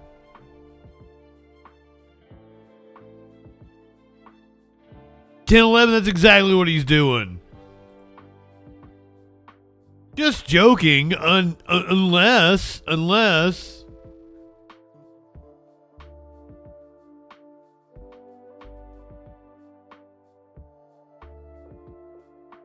woman believes that her license plate got her shot at. Now for you, and the story is new at 10. Police are investigating after a woman's car was shot at while driving home on Ronald Reagan Highway Monday night. Brooklyn Andrews joins us with what we are learning about the story now. Yeah, Rob, Trisha. So Jody tells me she was driving home Monday evening just like normal when all of a sudden she heard something hit the back end of her car. When she got home, she discovered a few dents in her car from some sort of small caliber weapon. Oh, she probably shot it herself. Her license plate. It's just not right to, as a human. Well, now that I see her, she certainly did. Because they disagree with you. Jody recalls her drive home Monday night as emotional and scary after an encounter with a vehicle she believes had been tailing her for quite some time. I looked over and it was a black car, looked like it had tinted windows. But I was like, I'm gonna gun it a little bit. So I shot up, and as soon as I pressed the gas to go faster, I heard a pop pop, and I knew something had hit my car. I did not know what.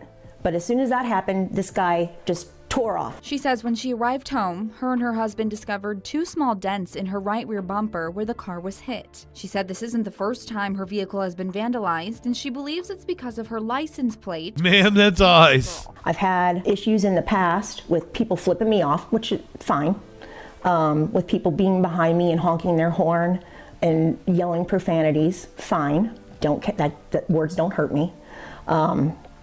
And I didn't really think there was nothing really to it until last night. And now I'm like, this is kind of serious now, that my license plate could trigger somebody just because I believe something different than somebody else. That in Ohio. Pull out a weapon of some kind and. Ohio is one of the reddest states in the country.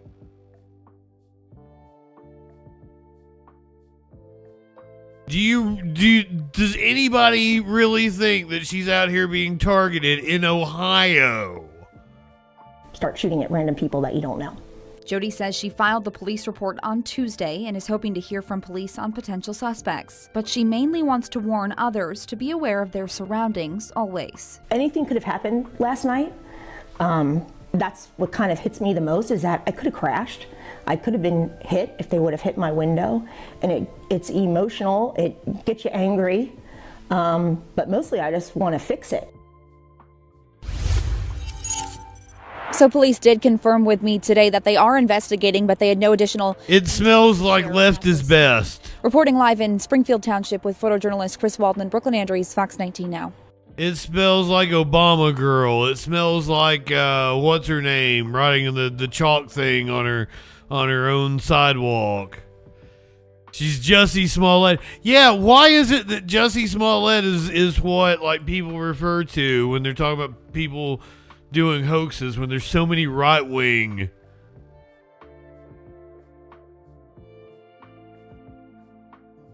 examples? Obama girl carved Obama or carved an O or something into her cheek.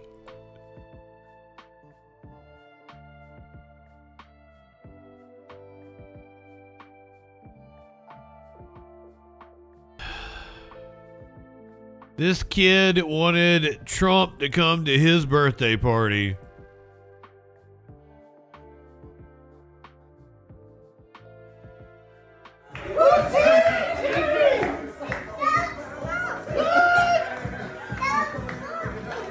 Oh God, they got the village people and everything.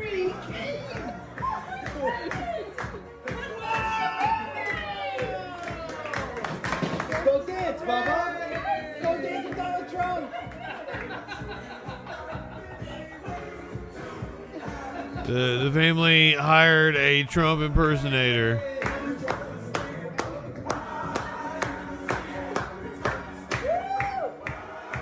If it was a realistic Trump impersonator, he'd probably molest the kid.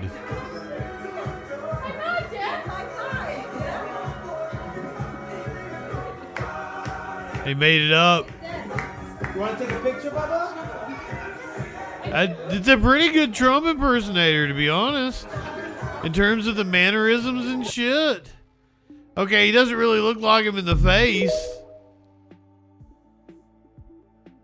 But in terms of doing the dance and shit. I like dude that does it on SNL now. I think he fucking nails it. He's beautiful. Like he nails Trump train of thought so well. Like going from subject to subject to subject.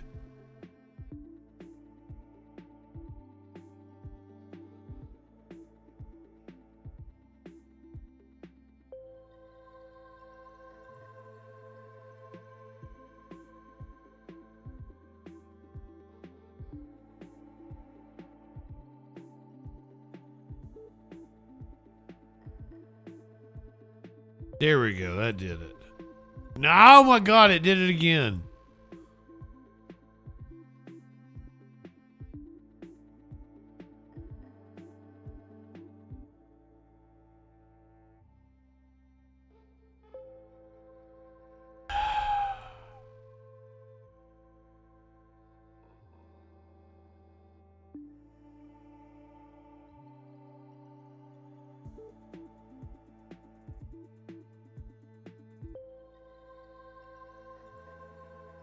Nestled in a strip mall in suburban Philadelphia, the Trump store is hard to miss.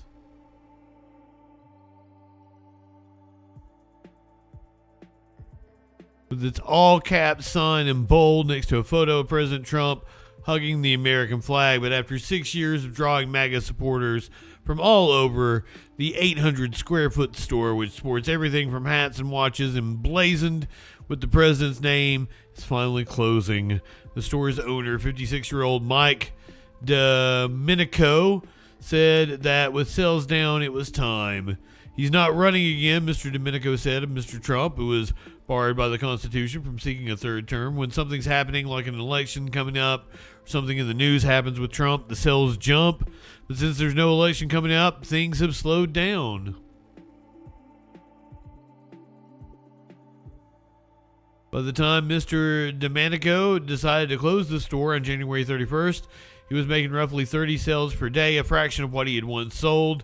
He recalled making up to about 100 sales per day in the months leading up to the 2024 presidential election, and roughly double or triple that when the store first opened to immense demand in February of 2020.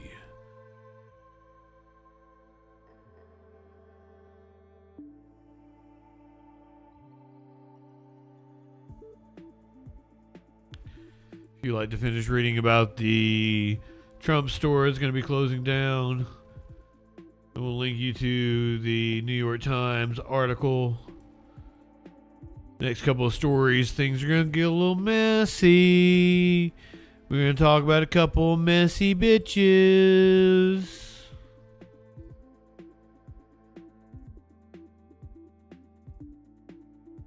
Elon Musk baby mama Ashley St. Clair has apologized to the trans community. Says she is going to fight Elon for custody of their child. Elon Musk is taking a major step in his legal battle against Ashley St. Clair. The Tesla CEO, who shares one-year-old son Romulus with the right-wing author, announces his plans to take custody of their son following Ashley's recent apology for past transphobic comments.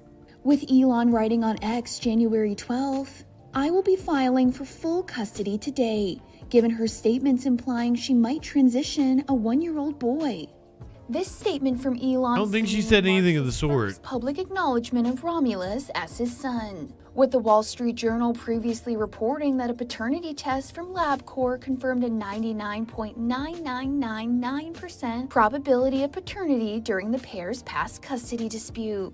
And this announcement from the SpaceX founder comes after Ashley took accountability for past negative comments she's made about the transgender community, taking to X January 11th to apologize. But the thing is he didn't fuck her, though. It's his sperm, but he didn't actually stick his dick in her. And I think that makes it even creepier.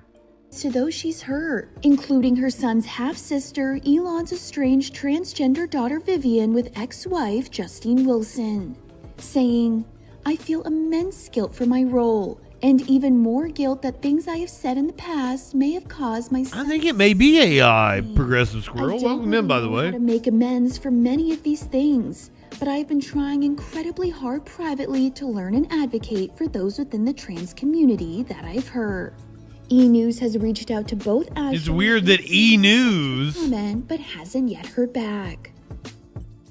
would be using AI. I wish I'd chosen a different story. There was like a CNN interview, but I didn't feel like listening to her. I didn't want to hear let's do the Access Hollywood. Let's hear what she's got to say. I think anyone with more than a third grade reading comprehension level knows what I was saying there. Ashley St. Clair is firing back at Elon Musk over his apparent intent to seek custody of their one-year-old son. The conservative author and political commentator spoke out during a January 14th interview on CNN's Erin Burnett Out Front, in which she How is she a conservative author? She's like, what, 25? About their parenting arrangement. What does she have to write about? T-minus, welcome in. I'm not at liberty to discuss it further, but I think anyone with more than a third grade reading comprehension level knows what I was saying there. Musk had posted on X days earlier that he would be, quote, filing for full custody that day, given St. Clair's statements implying she might transition a one-year-old boy. St. Clair has not. I don't think she said that at all. To transition their son. Musk was responding to an X user who had suggested he seek custody in light of St. Clair publicly confirming that she had changed her views to be supportive of the transgender community. The 27-year-old apologized for past disparaging remarks she had made about trans people. Yeah, she's 27. That she feels, quote, immense guilt for any previous statements that may have been offensive or hurtful, seemingly referencing Musk's trans daughter, Vivian. St. Clair went on to share her goal of making amends, acknowledging that she wants to help in any way she can, despite her awareness that her apology could potentially spark heated reaction. The situation comes amid reported legal disputes between St. Clair and Musk's company XAI, which she claims created. Yeah, it wasn't until it personally affected her and his stupid AI started making pornographic pictures of her. Explicit deepfake photos of herself without permission. Musk himself has not publicly responded to a lawsuit St. Clair filed on January 15th, but NBC News reports that XAI also sued St. Clair the same day under allegations that she had violated the company's terms of service. St. Clair announced in February 2025 that she had given birth to her and Musk's son the previous September. The SpaceX founder has fathered 14 known children with 4 women, including St. Clair.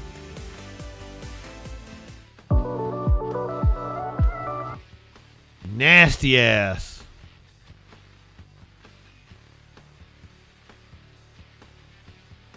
Some dude was like, oh, you think Elon Musk is stupid? And I'm like, yes, I absolutely do. There is nothing. Oh, but he's so innovative. And I'm like, what the fuck has Elon Musk ever innovated? He's just he's leveraged capital. He's done a good job of marketing himself. I wish that my last two Facebooks didn't get nuked, so that you can go back and see that I was never a fan of Elon Musk. Always knew he was a piece of shit. I'm glad I got that one right. He stole other people's work. He leveraged his capital.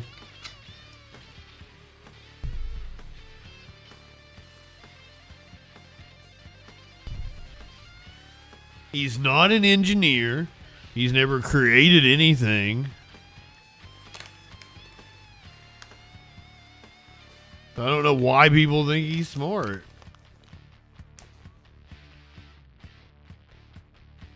He bought that perception. Woo-wee! Why you gotta do this to me? A titty slap!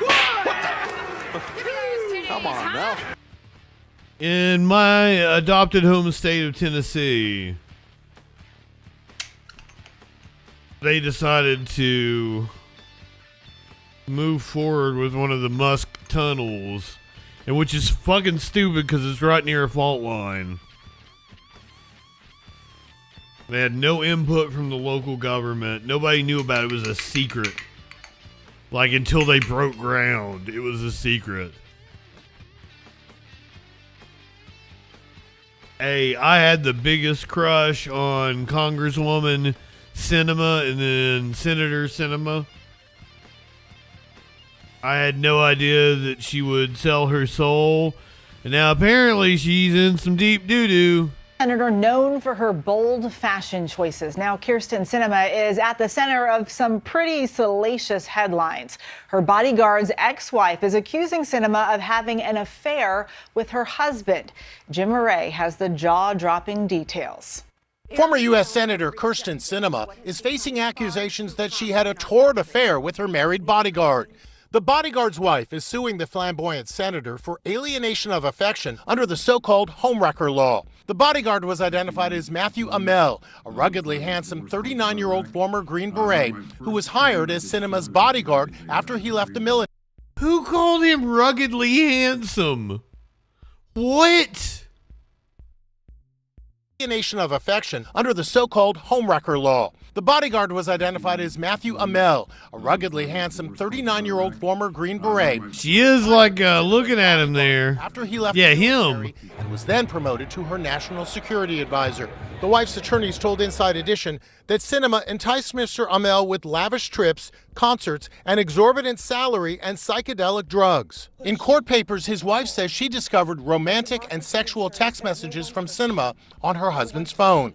She says Sinema wrote, "I miss you. Putting my hand on your heart. I'll see you soon." His furious wife says she texted right back, "Are you having an affair with my husband?" Matthew Amell is a retired U.S. Army Green Beret. Last year, Sinema and Amell shared a stage at a food security forum at Arizona State University. The bodyguard and his now estranged wife have 3 children. According to the lawsuit, he moved out of the house last September, waiting for him outside as he packed his bags. Former Senator Kyrsten Sinema.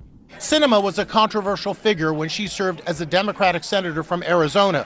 She was known for her eye-catching outfits and sided with Republicans on key issues before becoming an independent. Saturday Night Live lampooned her. Because I didn't come to Congress to make friends. And so far, mission accomplished.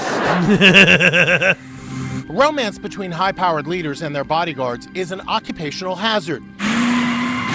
And Bodyguard. And in the movie The Bodyguard, starring Kevin Costner and Whitney Houston.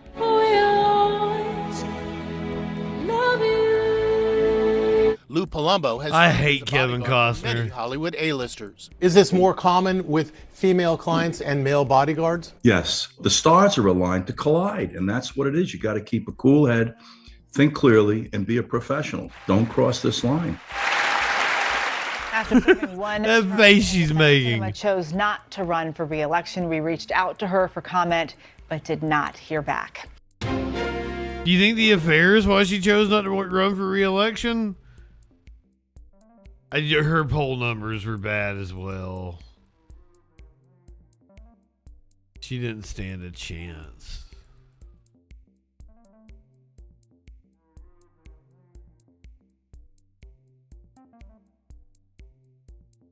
Tony Ducapill being dragged online for talking about how hard his job is in front of like actual real men who have a hard job.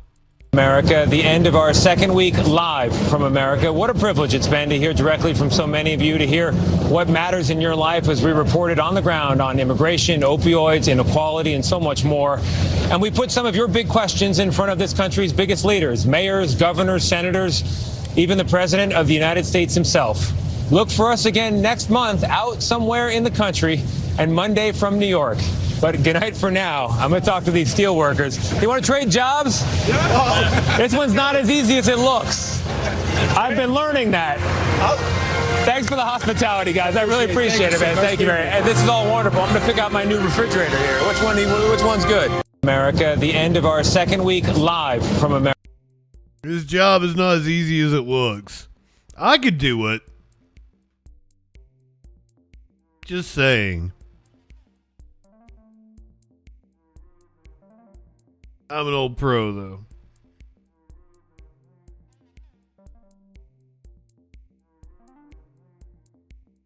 We got a couple of graphic stories here in the crime section.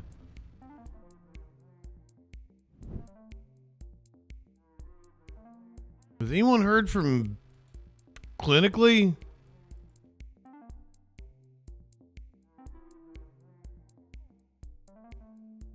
Down there in the weird part of Florida.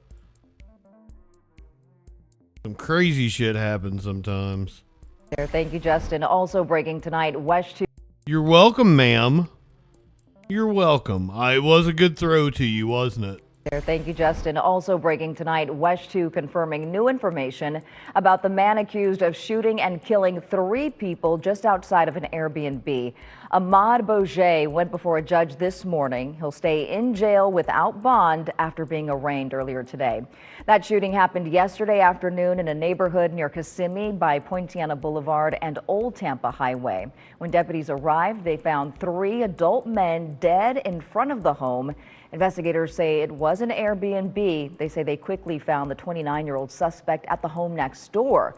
Deputies say the victims were 70-year-old Robert Kraft from Michigan, his 68-year-old brother Douglas from Ohio, and then a third victim, a 68-year-old friend also from Ohio. They're still trying to contact next of kin before releasing his identity. Oh, well, thank you, 1011. Say they were actually supposed to. I meant for Ducapill's job, but car issues forcing them. Yeah, I'll be Cinema's bodyguard. It's cold-blooded. It was premeditated. There was absolutely no issues. There was no conflict between these people. You can be my GOP mommy. And this happened to be the person who lived next door. These guys were the victims, but because our deputies responded so quick, we actually flushed the guy back into his house and kept him out in public, because had we not been there were other people out and about that could have been victims as well. And as you just heard the sheriff say that they do not have a motive for this shooting. West 2 dug into the past and the history of the suspect. In 2021, Bourget was arrested for allegedly shooting into random vehicles at a Wawa gas station on West Vine Street. One person was injured in that. Although who hasn't done that? Charges, he was acquitted by reason of insanity when the case went to trial. He was acquitted by reason of insanity.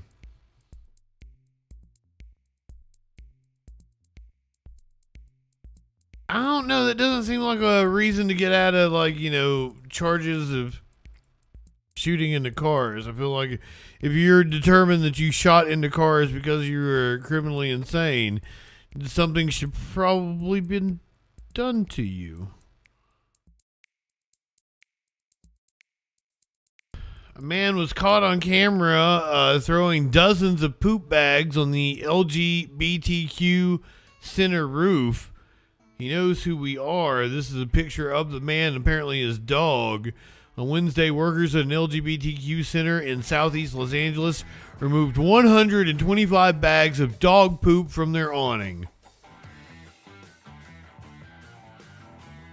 It's happening in the city of Bell. Eddie Martinez, executive director at the center, told KNX News' Emily Valdez that the security video shows that every morning a man walks his dog in front of the center and throws a bag of dog poop onto the awning.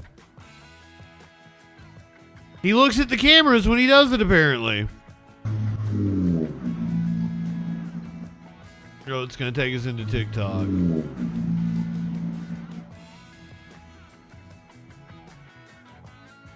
No, make it big. God damn it.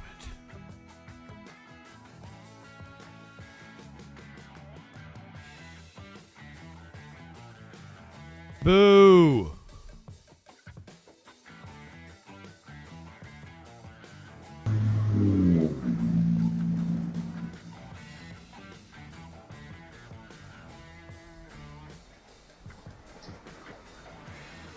I hate you, TikTok.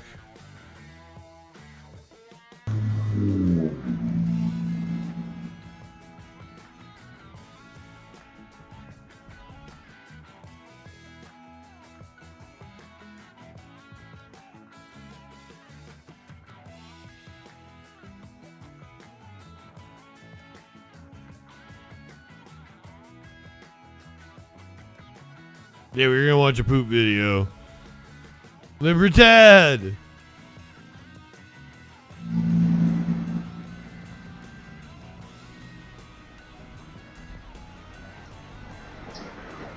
I still can't make the motherfucker big. I don't know how this shit works. There we go.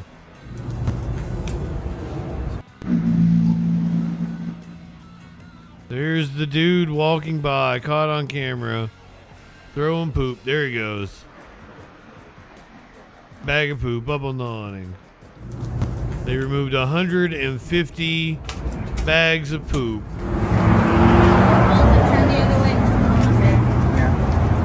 So he takes his dog for a walk. He cleans up the poop, then throws the bag of poop on the awning for the LGBTQ center.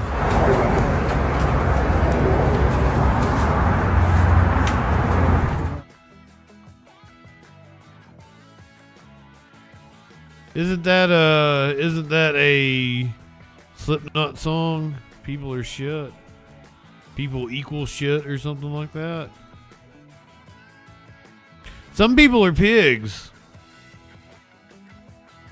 Starbucks employee apparently under fire, might have been fired for drawing a pig on a pig's cup. The Los Angeles County Sheriff's Department is speaking out after a Starbucks barista served one of its deputies a cup of coffee with a hand-drawn image of a pig on it. The incident happened You're just drawing him a little picture. in Norwalk in the middle Cute little of cartoon. the 16-hour shift. He says he found the hand-drawn pig, quote, discouraging and disrespectful. Sheriff's officials also called the incident extremely offensive and unacceptable. I don't know why. A Starbucks Cute little pig. spokesperson condemned the employee's actions, but says the drawing appears to be a popular meme not associated with law enforcement.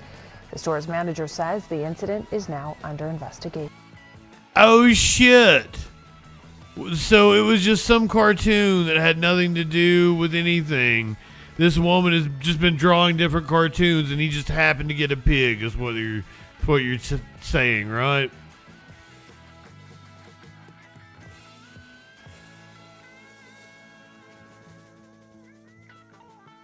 I believe that's what has happened here. That she's just been drawing animals on people's cups, and the pig just happened to get a pig. It was nothing personal.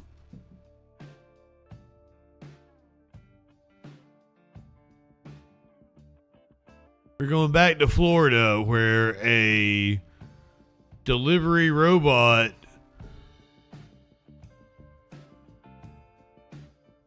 saw its own demise. Right now at 3:30, a food delivery robot gets stuck on the Brightline train tracks and is smashed. It was all caught on camera, so our Local 10's Brett Neese speaking to residents in the area about it. He is live in Fort Lauderdale with more on what this could all be about. Brett. But well, Caroline and Ginny, so many of these food robots are able to. They called them Butt, did they not? Like this one in Fort Lauderdale, they're able to do it safely. But this particular in the area about it. He is live in Fort Lauderdale with more on what this could all train tracks and is smashed. It was all caught on camera, so our Local 10's Brett Neese speaking to residents in the area about it. He is live in Fort Lauderdale with more on what this could all be about. Brett. But well, Caroline and Ginny, so many of these food robots are able to get through busy intersections like this one in Fort Lauderdale. They're able to do it safely. But this particular robot stuck on the tracks, it met its match, and it begs the question, has the technology behind some of these robots outpaced public safety? Oh, it's gonna crush it. Oh, it's gonna crush it. A helpless food delivery robot stuck on the tracks as a train barrels towards it. will somebody think of the food delivery robot? Bystanders can only watch as the train crushes. What kind of a notification did the person who ordered the food get?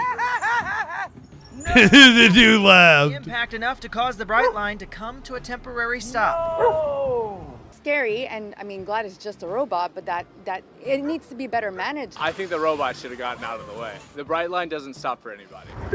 As more and more of these food robots hit the sidewalks, more and more have issues.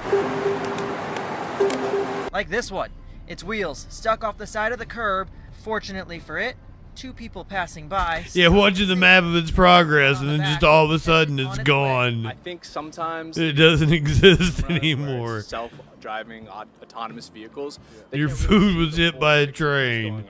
Automated AI, all of that is really, really scary. I think people need to be a little more concerned than they are. You've seen them in Brickell, downtown Miami, Miami Beach, and now they're taking over Fort Lauderdale, receiving mixed reactions from those who live here. I used to work on Brickell. We saw them all the time. Again, it's taking away jobs for others, delivery, especially delivery people. That's the least of the problems. It's convenient in a way, especially if you can't leave the office and you need food delivered to you. So I think, it has pros and cons just like everything else.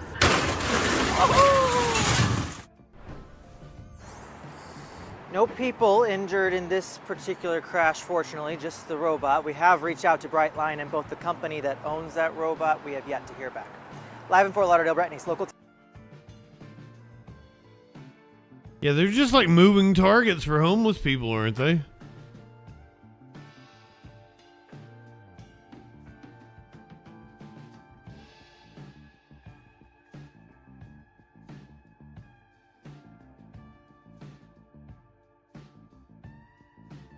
This puppy may be the world's tallest dog. Rescue dog in the Cedar Falls area is in the running to be the tallest living dog in the world. KCRG TV9's Rebecca Vaughn got to meet the dog today, and apparently still has a little training to go before that final measurement can be taken. Samson is tall. Come on. Like, really tall. I figured he'd be about 120 pounds maybe tops, and not near as tall as he is with the size I got him when he was a puppy. Jana Johnson rescued Samson when he was 4 months old. He's deaf, knows sign language, and has grown into a sizable Great Dane. He's just like a giant puppy. His height might be worthy of a title. As he started to grow, have big growth spurts, we actually joked here about his size a lot, about him becoming the largest dog. The team at Samson's doggy daycare searched and found the current tallest living dog measures 39 inches at the shoulder. So they got to work to measure Samson. The only problem? He's scared of a tape measure. Rough measurements put him anywhere between 39 and 42 inches. But earning the title wouldn't just be to gloat. It is to open up to help people understand how we get dogs like Samson. It's all about poor breeding with the genes, and then understanding how you work with special needs dogs. Johnson hopes her dog can become an ambassador for others like him. He is adorable. It can impact vision, hearing, skin, a lot of health issues later in life. Some of them don't, their organs won't even develop all the way. They may die at a young age. And he's at higher risk now for a lot of health issues throughout his life. When they do get a concrete measurement, the group will contact the Guinness Book of World Records. In Cedar Falls, Rebecca Vaughn, KCRG, TV9 News. No, go back. What in the fuck is this? Spell soul. S-O. Give me the dice. In a rehearsal room in downtown Cedar Rapids, even a temporary one, stories are still taking shape. For Mick Evans, Theater Cedar Rapids has been home long before it was a job. It means it stands the test of time. Evans is now in his 5th year It's a bro-off. education and inclusion, but his connection runs deeper. He's taught for 8 years, performed in more than a dozen productions, and is currently rehearsing for Guys and Dolls, the same musical the theater first produced in the 1950s. Our community likes good stories, and so there's something really powerful about bringing people into our space, into our room, into our theater, telling a really good story, if it's impactful or powerful or just fun or just a memory. That sense of belonging is what's carried TCR through 100 years and what's guiding its future. Right now, the historic building is undergoing a major remodel inside and out. Guys and Dolls is a good play. To expand If you've never seen it, go watch a local production of Guys and Dolls. It just kind of unlocks this potential for what TCR has been. Support your community theater. What it can be 100 years down the road. Board member Leanne Ehrenberger says growth has always followed change, even after setbacks like the 2008 flood. Every time something's done like this, it's how do we make it better for the next. Twitch people, stick around. I'm going to hang out for a little bit, because listen to what music. worked 20 years ago may not work today, so let's keep it growing. She says that commitment is what's made Let me get TCR back a to benchmark for arts in the Eastern puppy.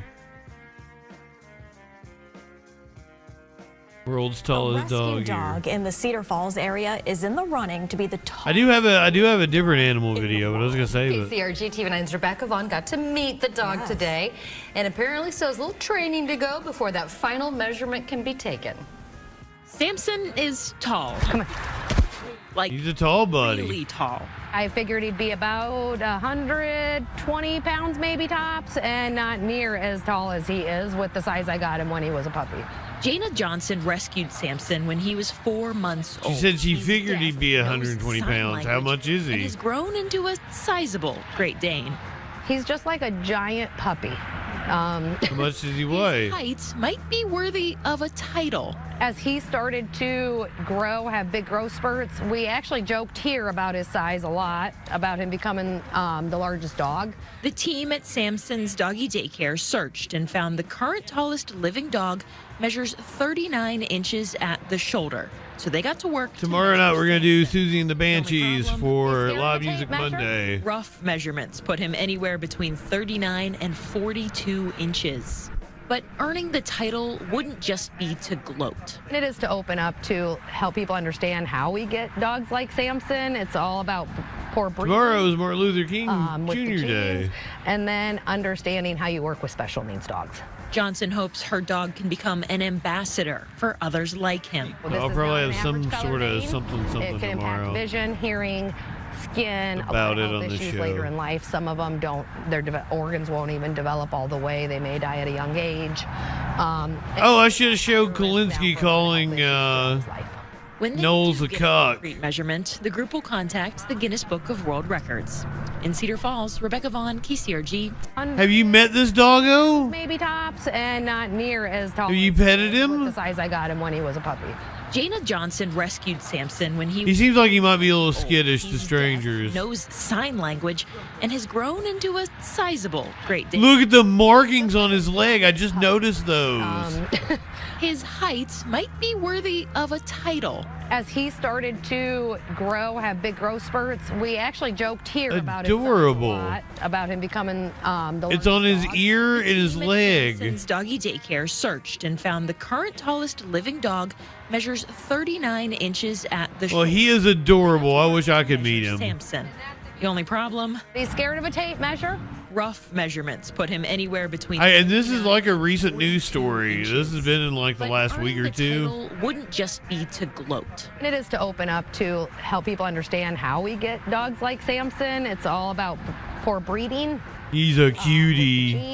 YouTube people, podcast people, light one up, tip one back. Johnson hopes it's all right to have a little fun before hitting the sack. I'm JustinFREAKIN. like him. We'll see you tomorrow night on the Troll Patrol live. Vision, hearing, skin, a lot of health issues later in life. Some of them don't. Twitch people, stick with me. We're gonna listen to music, watch.